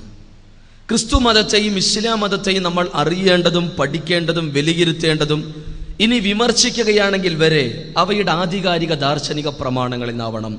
അഥവാ ക്രിസ്തു മതത്തിന്റെ ആധികാരിക ദാർശനിക പ്രമാണം എന്ത്? ബൈബിൾ, പഴയ പുതിയ നിയമ പുസ്തകങ്ങൾ. അതേസമയം ഇസ്ലാമിന്റെ ആധികാരിക ദാർശനിക പ്രമാണങ്ങൾ എന്ത്? വിശുദ്ധ ഖുർആനും ആ വിശുദ്ധ ഖുർആന്റെ വിശദീകരണമായ മുഹമ്മദ് മുസ്തഫ സല്ലല്ലാഹു അലൈഹി വസല്ലമയുടെ ജീവിതം അഥവാ പ്രവാചകന്റെ സുന്നത്ത്, ഹദീസ്. ഇതാണ് ഈ രണ്ട് പ്രധാന മതങ്ങളുടെ ആധികാരിക പ്രമാണങ്ങൾ. ഈ പ്രമാണങ്ങളുടെ വെളിച്ചത്തിൽ ഈ മതത്തെ നമ്മൾ വായിക്കുക. ക്രിസ്തു മതം എന്ന ഒരു മതം അല്ലെങ്കിൽ ക്രിസ്തു മതം എന്നൊരു പ്രയോഗം ബൈബിളിൽ എവിടെയെങ്കിലും ഉണ്ടോ? ബൈബിൾ, പഴയ പുതിയ നിയമ പുസ്തകങ്ങളും പൗലോസിന്റെ ലേഖനങ്ങളും എല്ലാം തന്നെ നമ്മൾ മറിക്കുന്നു. എവിടെയും നേർക്ക് നേരെ ക്രിസ്തു മതം എന്നൊരു പ്രയോഗം ബൈബിൾ, പഴയ പുതിയ നിയമ പുസ്തകങ്ങളിൽ എവിടെയും നമുക്ക് കാണാനാവില്ല. അതേസമയം ക്രിസ്ത്യാനി എന്ന പ്രയോഗമുണ്ടോ? ഉണ്ട്. ബൈബിൾ 3 തവണ പ്രയോഗിക്കുന്നു.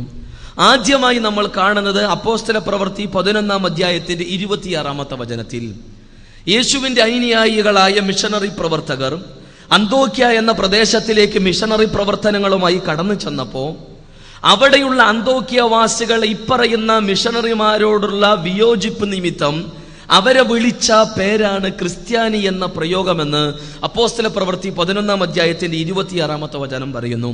പ്രത്യേകിച്ച് ബൈബിൾ നിഘണ്ടു AC ക്ലൈറ്റന്റെ പേജ് നമ്പർ 131 എടുത്തു നോക്കിയാലും ഈ സത്യത്തെ നമുക്ക് ബോധ്യപ്പെടും. ചുരുക്കത്തിൽ ബൈബിളിൽ എവിടെയും നേർക്ക് നേരെ ക്രിസ്തു മതം എന്ന പ്രയോഗമില്ല. മാത്രമല്ല, സ്വയം അതല്ലെങ്കിൽ ഒരു പ്രത്യേക പ്രദേശത്തെ ആളുകൾ ഇപ്പറയുന്ന മിഷണറിമാരെ വിളിച്ചൊരു പ്രയോഗം മാത്രമാണ് ക്രിസ്ത്യാനി. അതേസമയം ഇസ്ലാം എന്ന പേരിന്റെ ജന്മം അറബിയിലെ സിൽമ് എന്ന അറബി പദധാതുവിൽ നിന്നാണ് ഇസ്ലാം നിഷ്പന്നമാകുന്നത്. സിൽമ എന്ന അറബി പദധാതുവിനർത്ഥം ശാന്തി, സമാധാനം എന്നാണ്. ചുരുക്കത്തിൽ എന്താണ് ഇസ്ലാം? ഏകനായ സൃഷ്ടാവിന് സ്വന്തത്തെ സമ്പൂർണമായും സമർപ്പിക്കുക വഴി കരഗതമാകുന്ന ശാന്തിയാണ്, സമാധാനമാണ് ഇസ്ലാം. ഇങ്ങനെ ഇസ്ലാം മതം എന്ന അർത്ഥത്തിൽ വിശുദ്ധ ഖുർആൻ എവിടെയെങ്കിലും പറയുന്നുണ്ടോ? ഉണ്ട്, പലയിടങ്ങളിൽ. ഖുർആൻ 3-ാം അധ്യായം ആലി ഇമ്രാനിന്റെ 19-ാമത്തെ വചനം, ഇന്നദ്ദീന ഇൻദല്ലാഹിൽ ഇസ്ലാം. ഏകനായ അള്ളാഹുവിന്റെ അടുക്കൽ സ്വീകാര്യോഗ്യമായ ഒരേ ഒരു മതം അത് ശാന്തിയുടെയും സമാധാനത്തിന്റെയും ആദർശ പ്രസ്ഥാനമായ ഇസ്ലാം മാത്രമാണ്. വമൻ യബ്തഗി ഗൈറൽ ഇസ്ലാമി ദീനൻ ഫലൻ യുഖ്ബല മിൻഹു വഹുവ ഫിൽ ആഖിറതി മിനൽ ഖാസിരീൻ. ഖുർആൻ 3-ാം അധ്യായം ആല ഇംറാൻ 85-ാമത്തെ വചനം. അള്ളാഹുവിന്റെ മതമായ ഇസ്ലാമിനെ അല്ലാതെ മറ്റു വല്ല മതത്തെയും അവർ ആഗ്രഹിക്കുകയോ തൃപ്തിപ്പെടുകയോ ചെയ്യുന്ന പക്ഷം അതൊന്നും തന്നെ ലോകങ്ങളുടെ നാഥനായ അള്ളാഹു സ്വീകരിക്കില്ല. അവർ നഷ്ടക്കാരുടെ ഗണത്തിലകപ്പെടും. അള്ളാഹുവിന്റെ മതം, സട്ടാവ് പഠിപ്പിച്ച സമർപ്പണത്തിന്റെ മതം എന്ന് ഖുർആൻ 3-ാം അധ്യായം ആല ഇംറാനിന്റെ 85-ാമത്തെ വചനത്തിൽ പറയുന്നു. അതേസമയം മുസ്ലിം, മുസ്ലിമീൻ, മുസ്ലിമൂൻ എന്ന പ്രയോഗങ്ങൾ വിശുദ്ധ ഖുർആനിൽ ധാരാളം നമ്മൾ വായിക്കുന്നു. മാത്രമല്ല ഖുർആൻ 41-ാം അധ്യായം ഫുസ്സിലത്തിന്റെ 33-ാമത്തെ ആയത്തിൽ വമൻ അഹ്സനു ഖൗലൻ മിമ്മൻ ദആ ഇലല്ലാഹി വഅമില സ്വാലിഹൻ വഖാല ഇന്നനി മിനൽ മുസ്ലിമീൻ, ഏകനായ സട്ടാവായ അല്ലാഹുവിലേക്ക് ക്ഷണിക്കുകയും അതോടൊപ്പം തന്നെ സൽക്കർമ്മങ്ങൾ പ്രവർത്തിക്കുകയും ഞാൻ മുസ്ലിങ്ങളിൽപ്പെട്ടവനാണെന്ന് തന്റെ ഇടത്തോടെ പ്രഖ്യാപിക്കാൻ വിശുദ്ധ ഖുർആൻ മുസ്ലിം ഉമ്മയോട് ആവശ്യപ്പെടുന്നു. തീർന്നില്ല, മുസ്ലിം എന്ന പേര് പടച്ചറബിട്ട പേരാണെന്ന് വിശുദ്ധ ഖുർആൻ 22-ാം അധ്യായം സൂറത്തുൽ ഹജ്ജിന്റെ 78-ാമത്തെ വചനത്തിൽ പറയുന്നു. ഇങ്ങനെ മുസ്ലിം സട്ടാവിന് സ്വന്തത്തെ സമ്പൂർണമായി സമർപ്പിക്കുന്നവൻ, അവനെയാണ് വിശുദ്ധ ഖുർആൻ മുസ്ലിം എന്ന് വിളിച്ചിട്ടുള്ളത്. ചുരുക്കത്തിൽ ഇസ്ലാം മതമെന്നും മുസ്ലിമുനെന്ന് വിശുദ്ധ ഖുർആൻ നിരവധി തവണ ആവർത്തിക്കുന്നു. ഈ രണ്ട് വ്യത്യാസങ്ങൾ നമ്മൾ ആദ്യമായി മനസ്സിലാക്കണം. അതോടൊപ്പം ക്രൈസ്തവ മതത്തെ നെഞ്ചിലേറ്റുന്ന, ഇസ്ലാമിനെ നെഞ്ചിലേറ്റുന്ന ക്രൈസ്തവ മുസ്ലിം സഹോദരങ്ങളെല്ലാം യോജിക്കുകയും വിയോജിക്കുകയും ചെയ്യുന്ന നിരവധി മേഖലകളുണ്ട്. പക്ഷേ എങ്കിലും ആദം നബി അലൈഹി സ്വലാത്തു വസ്സലാം മുതൽ മുഹമ്മദ് മുസ്തഫ സല്ലല്ലാഹു അലൈഹി വസല്ലം വരെയുള്ള നീണ്ട പ്രവാചക കണ്ണികളിൽപ്പെട്ട ആളുകളെ, അഥവാ ഈ പറയുന്ന ആളുകളെ ഈസാ അലൈഹി സ്വലാത്തു വസ്സലാം വരെയുള്ള, ആദം മുതൽ ഈസാ അലൈഹി സ്വലാത്തു വസ്സലാം വരെയുള്ള പ്രവാചകന്മാരെ ഇരുകൂട്ടരും അംഗീകരിക്കുന്നു. അല്ലെങ്കിൽ ഈ പറയുന്ന പ്രവാചകന്മാരെ കുറിച്ചുള്ള വിശ്വാസമുണ്ട്.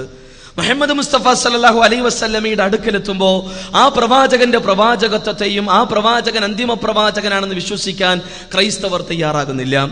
ഇവിടെ ഈസാ അലൈഹി സ്വലാത്തു വസ്സലാമയുമായി ബന്ധപ്പെട്ട ക്രൈസ്തവരുടെ വിശ്വാസത്തിൽ വൈകല്യമുണ്ട് എന്ന് ഖുർആൻ പഠിപ്പിക്കുന്നു. അതേസമയം ഖുർആൻ എങ്ങനെ നോക്കിക്കാണുന്നു ഇവരെ? ആദം നബി അലൈഹി സ്വലാത്തു വസ്സലാം മാനവരാശിയുടെ ആദ്യ പിതാവാണ്.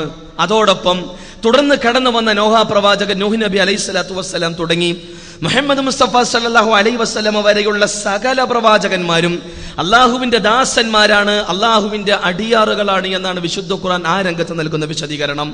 ലോകത്തിന്റെ വിവിധ കോണുകളിലേക്ക് ഏകനായ സട്ടാവിനെ മാത്രം ആരാധിക്കണം എന്ന് പഠിപ്പിക്കുവാൻ നിരവധി പ്രവാചകന്മാരുടെ നിയോഗമുണ്ടായിട്ടുണ്ട് എന്ന് വിശുദ്ധ ഖുർആൻ 35-ാം അധ്യായം ഫാത്തിറിന്റെ 24-ാമത്തെ വചനം, ഖുർആൻ 10-ാം അധ്യായം യൂനുസിന്റെ 47-ാമത്തെ വചനം, ഖുർആൻ 13-ാം അധ്യായം റഅയത്തിന്റെ 7-ാമത്തെ വചനത്തിലെല്ലാം വളരെ ഗൗരവമായി ഈ സത്യത്തെ പഠിപ്പിക്കുന്നു. നാം മനസ്സിലാക്കേണ്ടതുണ്ട്, ഇങ്ങനെ പടച്ച റബ്ബ് നിയോഗിച്ച നിരവധി പ്രവാചകന്മാരുടെ കൂട്ടത്തിൽ മൂസ അലൈഹി സ്വലാത്തു വസ്സലാമുക്ക് പടച്ച റബ്ബ് വേദഗ്രന്ഥം നൽകുന്നു, തൗറാത്ത്, തോറ. അതേസമയം സബൂർ ദാവൂദ് നബി അലൈഹി സ്വലാത്തു വസ്സലാമുക്ക് നൽകുന്നു. അതേസമയം ഇൻജീൽ ഈസാ അലൈഹി സ്വലാത്തു വസ്സലാമുക്ക് നൽകുന്നു. മുഹമ്മദ് മുസ്തഫ സല്ലല്ലാഹു അലൈഹി വസല്ലമക്ക് വിശുദ്ധ ഖുർആൻ നൽകുന്നു. ഇക്കാര്യം ഖുർആൻ വളരെ ഗൗരവമായി പഠിപ്പിക്കുന്നു.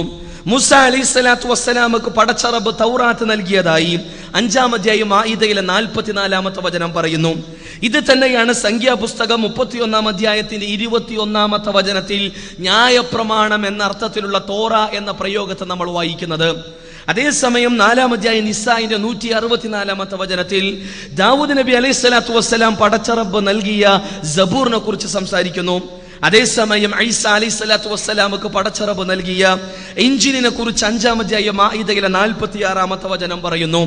ഇത് തന്നെ മർക്കോസിന്റെ സുവിശേഷം 1-ാം അധ്യായത്തിന്റെ 14-15 വചനങ്ങളിൽ ഈസാ നബി അലൈഹി സ്വലാത്തു വസ്സലാം യേശു ദൈവത്തിന്റെ സുവിശേഷം, അടിവരയിടണം, ദൈവത്തിന്റെ സുവിശേഷം പ്രസംഗിച്ച് ഗലീലയിലേക്ക് കടന്നു ചെന്നു എന്ന്. ഈസാ അലൈഹി സ്വലാത്തു വസ്സലാം പ്രസംഗിച്ചത് അള്ളാഹുവിന്റെ സുവിശേഷമാണ്, അഥവാ ഇൻജീലുള്ളയാണ്. എന്നാൽ ഈസാ അലൈഹി സ്വലാത്തു വസ്സലാം പ്രസംഗിച്ച ആ ഇൻജീലാണോ ഇന്ന് നമ്മുടെ മുന്നിലുള്ള ബൈബിൾ എന്ന് നമ്മൾ മനസ്സിലാക്കേണ്ടതുണ്ട്. അതല്ലെങ്കിൽ മൂസ അലൈഹി സ്വലാത്തു വസ്സലാമുക്ക് പടച്ച റബ്ബ് നൽകിയ ആ തോറയാണോ, ആ തൗറാത്താണോ ഇന്നുള്ള തോറ എന്ന് നമ്മൾ മനസ്സിലാക്കേണ്ടതുണ്ട്. ഇവിടെ പടച്ച റബ്ബ് മുഹമ്മദ് മുസ്തഫ സല്ലല്ലാഹു അലൈഹി വസല്ലമക്ക് വിശുദ്ധ ഖുർആൻ നൽകി എന്ന കാര്യം 16-ാം അധ്യായം നഹ്ലിന്റെ 44-ാമത്തെ വചനത്തിലൂടെ ഖുർആൻ ഉണർത്തുന്നുണ്ട്. ഈ പറയുന്ന വിശുദ്ധ ഖുർആന്റെ വരികളിലൂടെ കണ്ണോടിക്കുമ്പോൾ, അല്ലെങ്കിൽ ഈ പ്രവാചകന്മാരെ എല്ലാം വിശുദ്ധ ഖുർആൻ വിശദീകരിക്കുമ്പോൾ അവരേവരും ഏകസ്വരത്തിൽ പഠിപ്പിച്ച അടിസ്ഥാന ആദർശം ശുദ്ധ ഏകദൈവാരാധനയാണ്.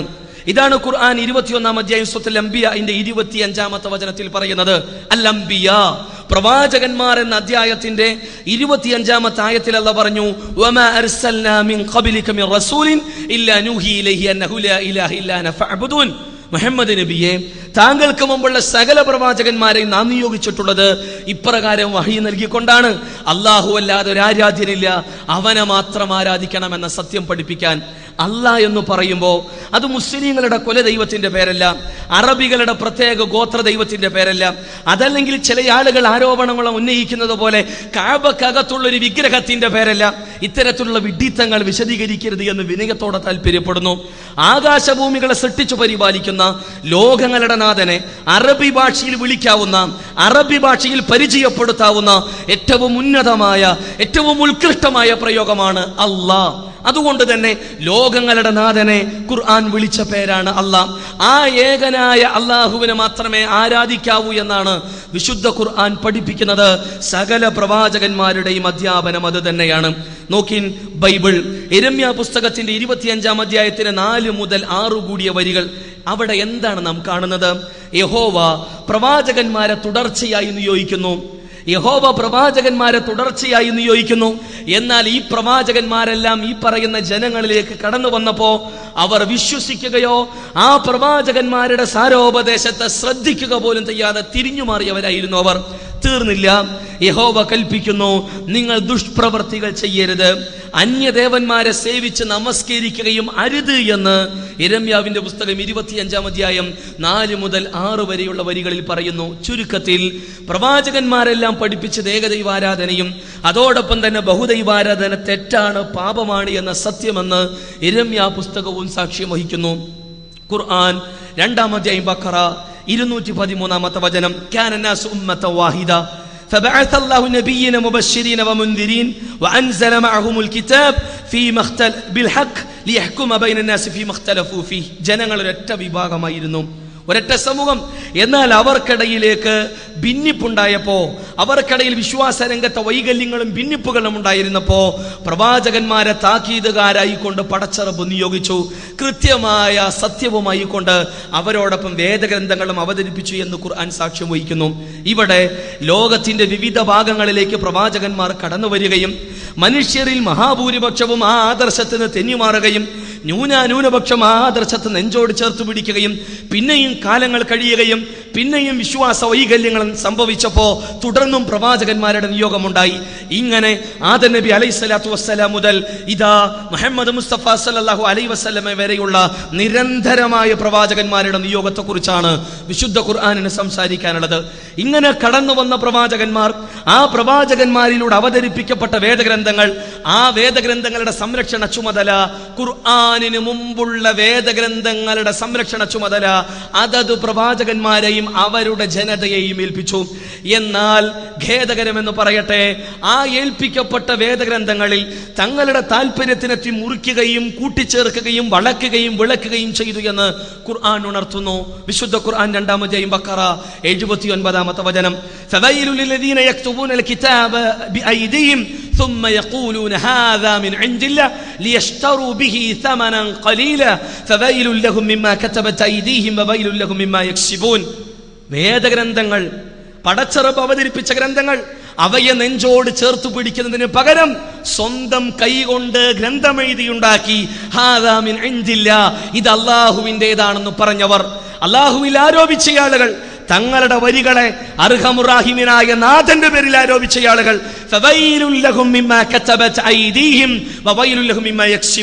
അവരെഴുതിയ വകയിൽ, അതുവഴി സമ്പാദിച്ച വകയിൽ അവർക്ക് നാശം നാശം നാശമെന്ന് വിശുദ്ധ ഖുർആന്റെ ശാപമാണ് നമ്മൾ മനസ്സിലാക്കണം. മുൻ കഴിഞ്ഞുപോയ ഈ പ്രവാചകന്മാരിലൂടെ അവതരിപ്പിക്കപ്പെട്ട വേദഗ്രന്ഥങ്ങൾ ഏതൊരു രീതിയിലാണോ പടച്ചറബ് അവതരിപ്പിച്ചത്, അതേ തനിമയോടെ, അതേ പരിശുദ്ധിയോടെ, അതേ പൂർണ്ണതയോടെ ഇന്ന് നമുക്ക് ലഭിക്കുന്നില്ല. വിശുദ്ധ ഖുർആൻ മാത്രമേ ഇവിടെ ആ തനിമയോടെ, ആ പ്രജ്വല പ്രകാശത്തോടെ മാനവരാശിക്ക് മുന്നിൽ തലയുയർത്തി നിൽക്കുന്നുള്ളൂ. അതുകൊണ്ട് തന്നെ ഖുർആൻ പറഞ്ഞു, യാ അഹ്ലൽ കിതാബ്, അല്ലയോ വേദഗ്രന്ഥത്തിന്റെ വക്താക്കളെ, ലിമ തൽബിസൂനൽ ഹഖ ബിൽ ബാതിൽ, നിങ്ങൾ എന്തിനാണ് സത്യത്തെ അസത്യവുമായി കൂട്ടിക്കലർത്തുന്നത്? കലർത്തുന്നത്.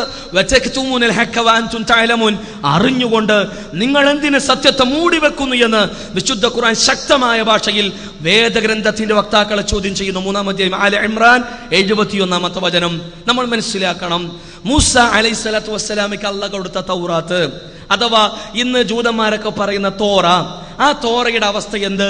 കൈകടത്തലുകൾ ഉണ്ട് എന്ന് ആ പുസ്തകം തന്നെ സാക്ഷ്യം വഹിക്കുന്നില്ലേ? നോക്കിൻ, ഇരമ്യാവിന്റെ പുസ്തകം 8-ാം അധ്യായത്തിന്റെ 8-ാമത്തെ വചനം ഇപ്രകാരം നമ്മൾ വായിക്കുന്നു: ഞങ്ങൾ ജ്ഞാനികൾ, യഹോവയുടെ ന്യായപ്രമാണം ഞങ്ങളുടെ പക്കലുണ്ട് എന്ന് നിങ്ങൾ എങ്ങനെയാണ് പറയുക? ശാസ്ത്രിമാരുടെ കള്ള കൈയെഴുത്തുകോൽ, ചില ബൈബിളിൽ വ്യാജ തൂലിക അതിനെ വ്യാജമാക്കിയിരിക്കുന്നു, കളവാക്കിയിരിക്കുന്നു എന്ന്. അഥവാ യഹൂദ റബ്ബിമാരുടെയും പുരോഹിതന്മാരുടെയും കൈകടത്തലുകളാൽ കള്ള കൈയെഴുത്തുകോൽ അപ്പറയുന്ന ന്യായപ്രമാണങ്ങളിലുണ്ട്. പിന്നെ എങ്ങനെയാണ് ഞങ്ങളുടെ കയ്യിലാണ് ശരിയായ ന്യായപ്രമാണം എന്ന് നിങ്ങൾ എങ്ങനെ പറയുമെന്ന് ഇരമ്യാവിന്റെ പുസ്തകത്തിന്റെ 8-ാം അധ്യായത്തിന്റെ 8-ാമത്തെ വചനത്തിൽ വായിക്കുന്നു നമ്മൾ. ഇനി നോക്കിൻ, ആവർത്തന പുസ്തകം 34-ാം അധ്യായത്തിന്റെ 5 മുതൽ 12 കൂടിയ വരികൾ ഒന്ന് വായിച്ചാൽ ഏത് 8-ാം ക്ലാസ്സുകാരനും മനസ്സിലാകുന്ന ഒരു കാര്യമാണ്. ഇത് മൂസ അലൈഹിസ്സലാത്തു വസ്സലാമക്ക് കിട്ടിയ തോറയല്ല, ഇത് മൂസാ നബി എഴുതിയതുമല്ല. പിന്നെ ആരെന്ന് ഇപ്പോഴും വ്യക്തമല്ല, പലരും എഴുതിയിട്ടുണ്ട്. ഇങ്ങനെ പടച്ചറബ് അവതരിപ്പിച്ച മൂസ അലൈഹിസ്സലാത്തു വസ്സലാമക്ക് അല്ലാഹു നൽകിയ തൗറാത്തിൽ കൈകടത്തലുകൾ ഉണ്ട് എന്ന് ഇവരുടെ ദാർശനിക പ്രമാണങ്ങൾ തന്നെ സാക്ഷ്യം വഹിക്കുന്നു. ഖുർആൻ ഇത് പറയുകയും ചെയ്യുന്നു. ഇനി ഇഞ്ചീലിന്റെ അവസ്ഥ. ഈസാ അലൈഹിസ്സലാത്തു വസ്സലാമക്ക് അല്ലാഹു ഇഞ്ചീൽ കൊടുത്തു എന്ന് മാഇദയിലെ 46-ാമത്തെ വചനം. യേശു ഈ പറയുന്ന ദൈവത്തിന്റെ സുവിശേഷം പ്രസംഗിച്ചുകൊണ്ട് കടന്നു വന്നു എന്ന് സംസാരിക്കുന്ന മർക്കോസിന്റെ സുവിശേഷം. എന്നാൽ ഈസാ അലൈഹിസ്സലാത്തു വസ്സലാം പ്രസംഗിച്ച, ഈസാ നബി വിശദീകരിച്ച, ഈസാ നബി പഠിപ്പിച്ച, ഈസാ നബിക്ക് പടച്ച റബ്ബ് നൽകിയ ആ ഇഞ്ചീലാണോ ഇന്നുള്ള ഈ ബൈബിൾ? അല്ലേ, അല്ല. ഈസാ അലൈഹിസ്സലാത്തു വസ്സലാം പഠിപ്പിച്ച, ഈസാ നബി പ്രസംഗിച്ച സുവിശേഷം എവിടെ? ഇപ്പൊ നമുക്ക് കിട്ടുന്നത്, നമ്മൾ കാണുന്നത് മർക്കോസിന്റെയും മത്തായിയുടെയും ലൂക്കോസിന്റെയും യോഹന്നാന്റെയും പേരിൽ വായിക്കപ്പെടുന്ന, പേരിൽ പറയപ്പെടുന്ന സുവിശേഷങ്ങൾ മാത്രം. അതുകൊണ്ട് തന്നെ ഒട്ടനവധി വൈരുദ്ധ്യങ്ങൾ, നിരവധി അബദ്ധങ്ങൾ. കാരണം മനുഷ്യരുടെ കൈകടത്തലുകൾ എന്നതിനെ സ്വാധീനിച്ചോ അന്നു മുതൽ വൈരുദ്ധ്യം സ്വാഭാവികമാണ്. വംശാവലി ഒന്ന് എടുത്തു പരിശോധിച്ചാൽ, യേശുവിന്റെ വംശാവലി എടുത്തു പരിശോധിച്ചാൽ ഇപ്പറയുന്ന വൈരുദ്ധ്യങ്ങളുടെ ഘോഷയാത്ര കാണാം. അബദ്ധങ്ങളോ നീണ്ടു കിടക്കുകയാണ്. കടുകുമണി ഏറ്റവും ചെറിയ വിത്തായി പഠിപ്പിക്കുന്ന മത്തായിയുടെ സുവിശേഷം 13-ാം അധ്യായത്തിന്റെ 32-ാമത്തെ വചനം ഉദാഹരണത്തിന് മാത്രം സൂചിപ്പിച്ചു, സമയത്തിന്റെ പരിമിതി കൊണ്ട്. സഹോദരങ്ങളെ, ഇങ്ങനെ ഒട്ടനവധി വൈരുദ്ധ്യങ്ങളും പോരായ്മകളുമുള്ള ഒരവസ്ഥ. കേവല ആരോപണമല്ല. നിങ്ങൾക്ക് നിങ്ങളുടേതായ കയ്യിലുള്ള ബൈബിളുകളുടെ താളുകൾ മറിച്ചു നോക്കാം, വിശുദ്ധ ഖുർആന്റെ താളുകൾ മറിച്ചു നോക്കാം. എന്റേതായി അല്ലെങ്കിൽ ഞങ്ങളുടേതായി ഒന്നുമില്ല, പ്രമാണങ്ങളുടെ വെളിച്ചത്തിൽ മാത്രം. ഇനി നമ്മൾ മനസ്സിലാക്കണം, ഈസാ അലൈഹിസ്സലാത്തു വസ്സലാം. മുസ്ലിങ്ങൾ ഈസ എന്ന് കേൾക്കുമ്പോൾ ഇപ്പൊ തന്നെ പ്രാർത്ഥിച്ചിട്ടുണ്ടാവും, അലൈഹിസ്സലാം, നാഥ ഇദ്ദേഹത്തിന് നീ എല്ലാ അർത്ഥത്തിലും സമാധാനം ചൊരിയണമേ എന്ന്. ഇങ്ങനെ ഈസാ നബിന്റെ പേര് കേൾക്കുമ്പോൾ തുറന്ന മനസ്സുമായി പ്രാർത്ഥിക്കുന്ന ഒരു ജനത, ഒരു മതസമൂഹം മുസ്ലിങ്ങളല്ലാതെ ലോകത്താരാണുള്ളത്? മുഹമ്മദ് മുസ്തഫ സല്ലല്ലാഹു അലൈഹി വസല്ലമയുടെ അനുയായികളാകുന്നതോടൊപ്പം തന്നെ ഞങ്ങളുടെ പ്രവാചകനാണ് ഈസ, ഞങ്ങളുടെ പ്രവാചകനാണ് മൂസ, ഞങ്ങളുടെ പ്രവാചകന്മാരാണ് ഇവരെല്ലാം എന്ന് ഈ തുറന്ന മനസ്സുമായി പ്രതികരിക്കുവാനുള്ള മനസ്സുള്ള വിശാലതയുള്ളവർ മുസ്ലിങ്ങളല്ലാതെ ലോകത്താരാണുള്ളത് സഹോദരങ്ങളെ? അതുകൊണ്ട് ഈസാ അലൈഹിസ്സലാത്തു വസ്സലാം ക്രൈസ്തവരും മുസ്ലിങ്ങളും അംഗീകരിക്കുന്ന, വിശ്വസിക്കുന്ന ഈസ. പക്ഷേ വിശ്വാസരംഗത്ത് ചില പാളിച്ചകൾ. ആരാണ് ഈസ? ആരാണ് ഈസാ അലൈഹിസ്സലാത്തു വസ്സലാം? ഈസാ നബി തന്നെ പറയട്ടെ. ഈസാ നബി പറയട്ടെ. എപ്പോ പറയുന്നു ഈസ തന്റെ ഉമ്മയെ മോശപ്പെട്ടവളെന്ന്, അതല്ലെങ്കിൽ ചാരിത്ര വിശുദ്ധിയില്ലാത്തവളെന്ന് പലരും പറഞ്ഞപ്പോ അവിടെ വെച്ച് തൊട്ടിയിൽ കിടക്കുന്ന സമയത്ത് മോണ കാട്ടിച്ചിരിക്കുന്ന മഹാനായ ഈസാ അലൈഹിസ്സലാത്തു വസ്സലാം പരിചയപ്പെടുത്തുകയാണ്, ഖാല ഇന്നി അബ്ദുല്ലാഹ്, ഞാൻ അല്ലാഹുവിന്റെ ദാസനാണ്. ആതാനിയൽ കിതാബ വജഅലനി നബിയ, എനിക്ക് എന്റെ നാഥൻ വേദഗ്രന്ഥം നൽകിയിട്ടുണ്ട്, എന്നെ പ്രവാചകനായി പടച്ച റബ്ബ് ആക്കിയിട്ടുണ്ട്. വജഅലനി മുബാറകൻ ഐനമാ കുന്തു, ഞാൻ എവിടെയായിരുന്നാലും എനിക്ക് അനുഗ്രഹമുണ്ട്, ഞാൻ അനുഗ്രഹീതനാണ്. വഔസാനി ബിസ്സലാത്തി വസ്സകാത്തി മാ ദുംതു ഹയ്യ, അതോടൊപ്പം ഞാൻ ജീവിച്ചിരിക്കുന്ന കാലമത്രയും നിസ്കരിക്കാൻ, സകാത്ത് കൊടുക്കാൻ എന്റെ നാഥൻ എന്നോട് വസിയത്ത് ചെയ്തിരിക്കുന്നു എന്ന്. അപ്പൊ നിസ്കരിക്കാൻ ബാധ്യതയുള്ള, സക്കാത്ത് നൽകാൻ ബാധ്യതയുള്ള അള്ളാഹുവിന്റെ ദാസനും അനുഗ്രഹീതനുമാണ് ഈസാ അലൈഹിസ്സലാത്തു വസ്സലാം എന്ന് ഈസാ നബി പരിചയപ്പെടുത്തുന്നു. ഖുർആൻ 19-ാം അധ്യായം മറിയം 30-ാമത്തെ വചനം മുതൽ 34 വരെയുള്ള വരികൾ തീർന്നില്ല. വബർറം ബിവാലിദതി, എന്റെ ഉമ്മയോട് ഏറ്റവും നല്ല രീതിയിൽ വർത്തിക്കാൻ എന്റെ റബ്ബിന്റെ കൽപ്പന. വലം യജ്അലനി ജബ്ബാറൻ ഷഖിയ, അവരോട് ഒരർത്ഥത്തിലും ക്രൗര്യമോ അല്ലെങ്കിൽ ക്രൂരതയോ നിഷ്ഠൂരനോ ആകാതെ, ഭാഗ്യം കെട്ടവനാകാതെ നല്ലവനായി പ്രവർത്തിക്കാനാണ് എന്റെ നാഥന്റെ കൽപ്പന. വസ്സലാമു അലയ്യ യൗമ ഉലിത്തു, ഞാൻ ജനിച്ച ദിവസം, വയൗമ അമൂതു, ഞാൻ മരിക്കുന്ന ദിവസം, വയൗമ ഉബ്അതു ഹയ്യ, ഞാൻ ഉയർത്തെഴുന്നേൽപ്പിക്കപ്പെടുന്ന ദിവസവും എന്റെ മേൽ സമാധാനമുണ്ട്. എന്നിട്ടാണ് അല്ലാഹ് പറയുന്നത്, ദാലിക ഈസാ ഇബ്നു മറിയം, ഇതാണ് ഈസാ മസീഹ്, ഈ പറഞ്ഞതാണ് ഈസാ, ഇതാണ് ഈസാ ഖൗലുൽ ഹഖ് അല്ലദീ ഫീഹി യംതറൂൻ. അല്ലാഹ് പറയാണ്, അവർ ഏതൊരു വിഷയത്തിൽ തർക്കിച്ചു കൊണ്ടിരിക്കുന്നുവോ അതിനെപ്പറ്റിയുള്ള യഥാർത്ഥ വാക്കത്ര ഇത്, റബ്ബിന്റെ വാക്ക്, ലോകങ്ങളുടെ നാഥന്റെ വിശദീകരണം. ഇതാണ് ഈസാ. ഇതാണ് വിശുദ്ധ ഖുർആൻ ഈസാ അലൈഹിസ്സലാത്തു വസ്സലാമിയെ കുറിച്ച് പരിചയപ്പെടുത്തുന്നത്. ഈസാ നബി അള്ളാഹുവിന്റെ പരിശുദ്ധ ദാസൻ തന്നെയാണ് എന്ന് തന്നെയല്ലേ അപ്പോസ്തല പ്രവൃത്തി 4-ാം അധ്യായത്തിന്റെ 27-ാമത്തെ വചനത്തിലൂടെ നമ്മൾക്ക് വായിക്കാൻ കഴിയുന്നത്. അതുകൊണ്ട് ഈസാ അലൈഹിസ്സലാത്തു വസ്സലാമിനെ ഈ 2 പ്രമാണങ്ങൾ പഠിപ്പിക്കുന്നു. ഇത് അള്ളാഹുവിന്റെ ദാസനാണ്. രണ്ടാമതായി നമ്മൾ മനസ്സിലാക്കേണ്ടത് അള്ളാഹുവിന്റെ പ്രവാചകനാണ്. നബിയുല്ലാഹ്, അള്ളാന്റെ നബിയാണ്. റസൂലുള്ളാഹ്, അള്ളാന്റെ റസൂലാണ്. ഖുർആൻ പഠിപ്പിക്കുന്ന 61-ാം അധ്യായം സൂറത്തുൽ സഫ് 6-ാമത്തെ വചനം, ഈസാ അലൈഹിസ്സലാത്തു വസ്സലാം വരുന്നു. വഇദ് ഖാല ഈസാ ഇബ്നു മറിയം യാ ബനി ഇസ്രായീൽ ഇന്നി റസൂലുള്ളാഹി ഇലൈക്കും, അല്ലയോ ഇസ്രായേൽ സന്തതികളെ, ഞാൻ നിങ്ങളിലേക്കുള്ള പ്രവാചകനാണ്. ഇസ്രായേൽ സന്തതികളിലേക്ക് മാത്രം കടന്നു വന്ന പ്രവാചകൻ, ഇസ്രായേൽ തറവാട്ടിലെ കുഞ്ഞാടുകളിലേക്ക് മാത്രം കടന്നു വന്ന പ്രവാചകൻ എന്ന് ഈസാ അലൈഹിസ്സലാത്തു വസ്സലാം പഠിപ്പിക്കുന്നു. 61-ാം അധ്യായം സൂറത്തുൽ സഫിന്റെ 6-ാമത്തെ വചനം. ഇത് ഖുർആൻ മാത്രമല്ലല്ലോ പറഞ്ഞത്, ബൈബിൾ പറഞ്ഞിട്ടില്ലേ? മത്തായിയുടെ സുവിശേഷം 15-ാം അധ്യായത്തിന്റെ 24-ാമത്തെ വചനം, ഇസ്രായേൽ ഭവനത്തിലെ നഷ്ടപ്പെട്ടുപോയ ആടുകളുടെ അടുക്കലേക്ക് മാത്രമാണ് എന്നെ അയച്ചിരിക്കുന്നത്. ഇസ്രായേൽ തറവാട്ടിലെ നഷ്ടപ്പെട്ടുപോയ ആടുകളിലേക്ക് മാത്രമാണ് എന്നെ അയച്ചിട്ടുള്ളത്, എന്നെ നിയോഗിച്ചിട്ടുള്ളത്. ഇത് തന്നെയല്ലേ ബൈബിൾ പഠിപ്പിക്കുന്നത്. അപ്പോ ഈസാ റസൂലുള്ളാഹ്, അള്ളാന്റെ റസൂലാണ് ഈസാ അലൈഹിസ്സലാത്തു വസ്സലാം. മാത്രമല്ല, ഈസാ നബിയുടെ കൂടെ ജീവിച്ച ആ കാലഘട്ടത്തിലെ സമകാലികരായ ആളുകൾ ഈസാ നബി എങ്ങനെ മനസ്സിലാക്കി? ദൈവമായി മനസ്സിലാക്കിയോ? ദൈവപുത്രനായി മനസ്സിലാക്കിയോ? ഇല്ല. അവര് തന്നെ പറയട്ടെ. ലൂക്കോസിന് സുവിശേഷം 24-ാം അധ്യായത്തിന്റെ 19-ാമത്തെ വചനം, നസറായക്കാരനായ യേശുവിനെ പറ്റി തന്നെയാണ് ഞങ്ങൾ പറയുന്നത്. അവൻ ദൈവത്തിന്റെയും സർവ്വജനത്തിന്റെയും മുമ്പാകെ വാക്കിലും പ്രവൃത്തിയിലും ശക്തനായ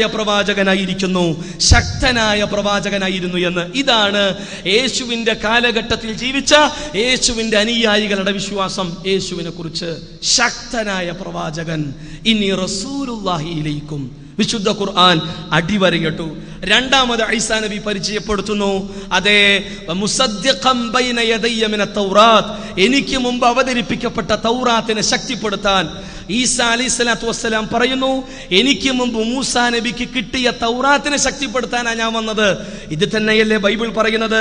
മത്തായിയുടെ സുവിശേഷം 5-ാം അധ്യായത്തിന്റെ 17-ാമത്തെ വചനം, നിയമത്തെയോ പ്രവാചകന്മാരെയോ റദ്ദാക്കാനാണ് ഞാൻ വന്നത് എന്ന് നിങ്ങൾ ധരിക്കേണ്ടതില്ല.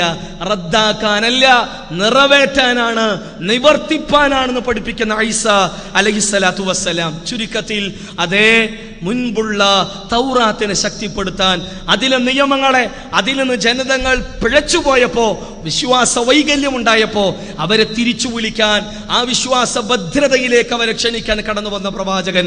മൂന്നാമതായി വമുബശ്ശിറൻ ബിറസൂലിൻ യഅതി മിൻ ബഅദി ഇസ്മുഹു അഹ്മദ്, വരാനിരിക്കുന്ന മുഹമ്മദ്, അഹമ്മദ് എന്ന പ്രവാചകനെ കുറിച്ച് സന്തോഷ വാർത്ത അറിയിക്കാൻ റസൂൽ കരീം സല്ലല്ലാഹു അലൈഹി വസല്ലം വരാനുണ്ട്. എനിക്ക് ശേഷം ആ മുത്തു വരാനുണ്ട്.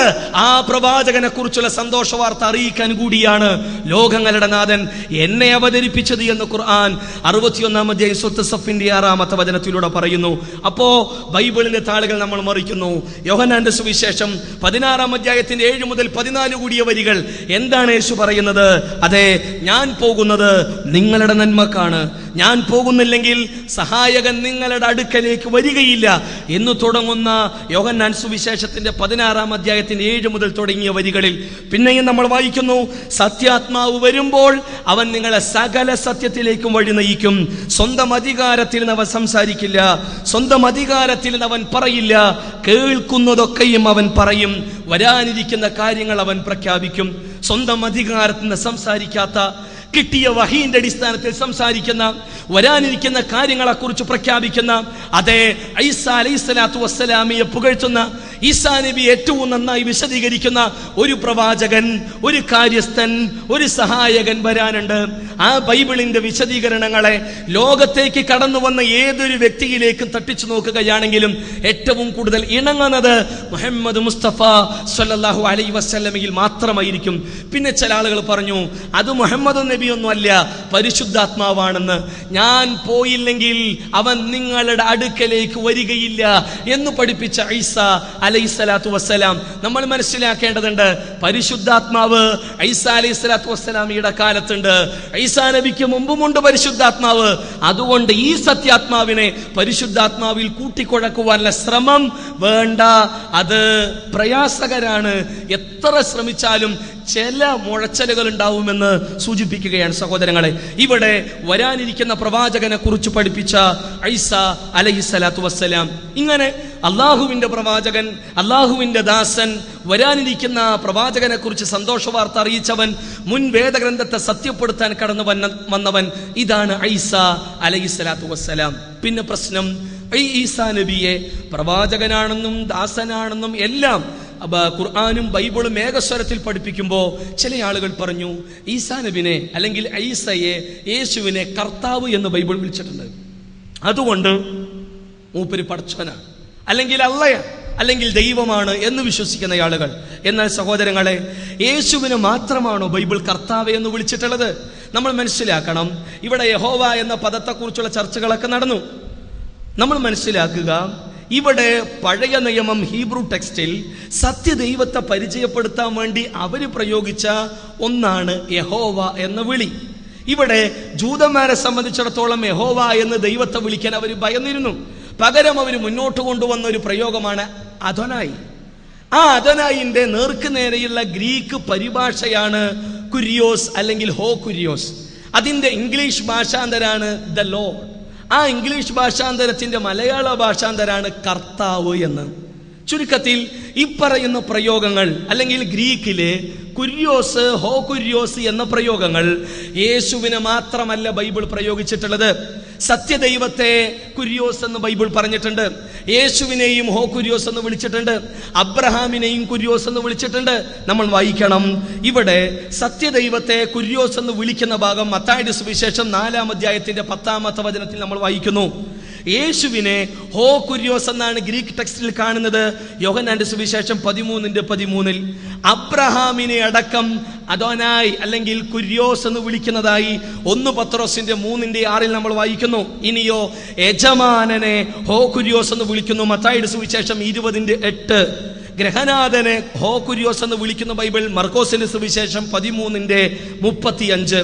എന്നാൽ ബൈബിൾ മലയാളം എടുത്ത് പരിശോധിക്കുമ്പോൾ ഈ ഗ്രഹനാഥൻ, യജമാനൻ എന്ന് ഭാഗത്തൊന്നും നമുക്ക് കർത്താവിനെ കാണാൻ കഴിയണില്ല. അവിടെ ചില അഡ്ജസ്റ്റ്മെന്റുകൾ നടത്തുകയാണ്. എന്തിനാണ് ഈ അഡ്ജസ്റ്റ്മെന്റ്? ഈസാ അലൈഹിസ്സലാത്തു വസ്സലാമയെ ദൈവമാക്കാനുള്ള പരിശ്രമം. പക്ഷേ വളരെ കൃത്യമായി ഇവിടെ നമുക്ക് മുന്നിൽ ഹീബ്രു ടെക്സ്റ്റ് ഉണ്ട്, അതേപോലെ തന്നെ ഗ്രീക്ക് ടെക്സ്റ്റും ഉണ്ട്. മലയാളത്തിൽ ഇത്തരത്തിലുള്ള അഡ്ജസ്റ്റ്മെന്റുകൾ ഒരു പരിധിവൊക്കെ മലയാളം അറിയുന്ന ആളുകൾക്കിടയിൽ നടത്താം. പക്ഷേ എല്ലായ്പ്പോഴും ആ തന്ത്രം ഫലപ്പെട്ടു കൊള്ളണമെന്നില്ല. അതുകൊണ്ട് ഈസാ അലൈഹിസ്സലാത്തു വസ്സലാമയെ മാത്രമല്ല ബൈബിൾ ഈ രീതിയിൽ കർത്താവ് അല്ലെങ്കിൽ കുര്യോസ്, ഹോ കുര്യോസ് എന്ന് പ്രയോഗിച്ചിട്ടുള്ളത്. അബ്രഹാം, യജമാനൻ, അതേപോലെ തന്നെ ഗ്രഹനാഥനെയൊക്കെ പ്രയോഗിച്ചിട്ടുണ്ട്. അപ്പൊ എത്ര കർത്താവാകേണ്ടി വരും? എത്ര കർത്താവുകൾ ഉണ്ടാവണം? 1 മുട്ട്, 2 മുട്ട്, 3 മുട്ട് കുറെ ആവും. അപ്പൊ അതുകൊണ്ട് സൃഷ്ടാവ് പഠിപ്പിച്ച പ്രമാണങ്ങളെ തെന്നിമാറാനുള്ള ശ്രമം നടക്കുമ്പോൾ സ്വാഭാവികമായും അബദ്ധങ്ങളിൽ ചാടും. ഇനി ഈസാ അലൈഹിസ്സലാത്തു വസ്സലാം ദൈവമാണത്രേ, അല്ലെങ്കിൽ ദൈവത്തിന്റെ പുത്രനാകണത്രേ. കാരണം അദ്ദേഹം ചില അത്ഭുതങ്ങൾ പ്രകടിപ്പിച്ചു. ഈ അത്ഭുതങ്ങളെയാണ് ഖുർആൻ മുഅ്ജിസത്ത് എന്ന് പറയാ. എന്താണ് മുഅ്ജിസത്ത്? മുഅ്ജിസത്ത് എന്ന് വെച്ചാൽ ഒരു പ്രവാചകന് പടച്ച റബ്ബ് നൽകുന്ന അമാനുഷിക ദൃഷ്ടാന്തങ്ങളാണത്. അഥവാ ഒരു പ്രവാചകൻ പ്രവാചകനാണെന്ന് ജനങ്ങളെ ബോധ്യപ്പെടുത്തുവാൻ വേണ്ടി ആ പ്രവാചകന് പടച്ച റബ്ബ് നൽകുന്ന, ആ പ്രവാചകനിലൂടെ പ്രകടമാകുന്ന അമാനുഷികമായ ദൃഷ്ടാന്തങ്ങളെയാണ് മുഅ്ജിസത്ത് എന്ന് പറയുക. അത് അള്ളാഹുവിന്റെ അറിവോടുകൂടിയും കഴിവോടുകൂടിയും പടച്ച റബ്ബിന്റെ അനുഗ്രഹത്തോടെയും നടക്കൂ. അതല്ലാത്ത ഒരു പ്രവാചകനും തോന്നുന്ന സമയത്ത് ഓരോ മുഅ്ജിസത്ത് ഉണ്ടാക്കാൻ സാധ്യമല്ല. തോന്നുന്ന സമയത്ത് ഓരോ അമാനുഷിക ദൃഷ്ടാന്തങ്ങൾ പ്രകടിപ്പിക്കാൻ സാധ്യമല്ല. ഈസ അലൈഹിസ്സലാത്തു വസ്സലാം ഇസ്രായേൽ സന്തതികളിലേക്ക് കടന്നു വന്നപ്പോൾ സ്വാഭാവികമായും അവിടുത്തെ മഹാഭൂരിപക്ഷവും നിഷേധിച്ചു. അതുകൊണ്ട് തന്നെ താൻ അള്ളാഹുവിന്റെ പ്രവാചകനാണെന്ന് ബോധ്യപ്പെടുത്തി കൊടുക്കേണ്ട ബാധ്യത ഈസാ നബിക്കുണ്ട്. ആ ഈസാ നബിയിലൂടെ ചില അമാനുഷിക ദൃഷ്ടാന്തങ്ങൾ പ്രകടമായി. ഇക്കാര്യം ഖുർആൻ 5-ാം അധ്യായം മാഇദയിലെ 110, 3-ാം അധ്യായം ആലി ഇംറാൻ 49-ാമത്തെ ആയത്തിൽ പറയുന്നു. നമുക്ക് എല്ലാവർക്കും അറിയാവുന്ന അന്ധനെ സുഖപ്പെടുത്തിയ, പാണ്ഡുരോഗിക്ക് സൗഖ്യം നൽകിയ, പക്ഷിക്ക് ജീവനിട്ട് കൊടുത്ത സംഭവങ്ങൾ, അതേപോലെ തന്നെ മരിച്ചുപോയ ഒരുത്തന് ജീവൻ നൽകിയ സംഭവങ്ങളൊക്കെയാണ് ഈസാ അലൈഹിസ്സലാത്തു വസ്സലാമയുടെ അമാനുഷിക ദൃഷ്ടാന്തങ്ങൾ. ഇതെല്ലാം പറയുന്ന സമയത്ത് വിശുദ്ധ ഖുർആൻ എടുത്തു പറഞ്ഞൊരു കാര്യമാണ് ബിഇദ്നില്ലാ, അള്ളാന്റെ അനുമതിയോടുകൂടെ, അള്ളാന്റെ അനുഗ്രഹത്തിന്റെ ഭാഗമായി. അതല്ലാതെ സ്വന്തം കഴിവാണെന്ന് ഈസാ നബി പറയണില്ല. വിശുദ്ധ ഖുർആൻ അടിവരയിട്ട് പഠിപ്പിച്ചൊന്നാണ് ബിഇദ്നില്ലാ, അള്ളാന്റെ അനുമതിയോടുകൂടെ. നമ്മൾ മനസ്സിലാക്കേണ്ടതുണ്ട്, ലാസറുടെ കല്ലറയിലേക്ക് കടന്നു ചെന്ന് ലാസറിനെ ഉയർത്തെഴുന്നേൽപ്പിക്കുവാൻ വേണ്ടി ശ്രമിക്കുന്ന യേശുവിനെ നമ്മൾ കാണുന്നില്ലേ? യോഹന്നാന്റെ സുവിശേഷം 11-ാം അധ്യായത്തിന് 41 മുതൽ 44 വരെയുള്ള വരികൾ.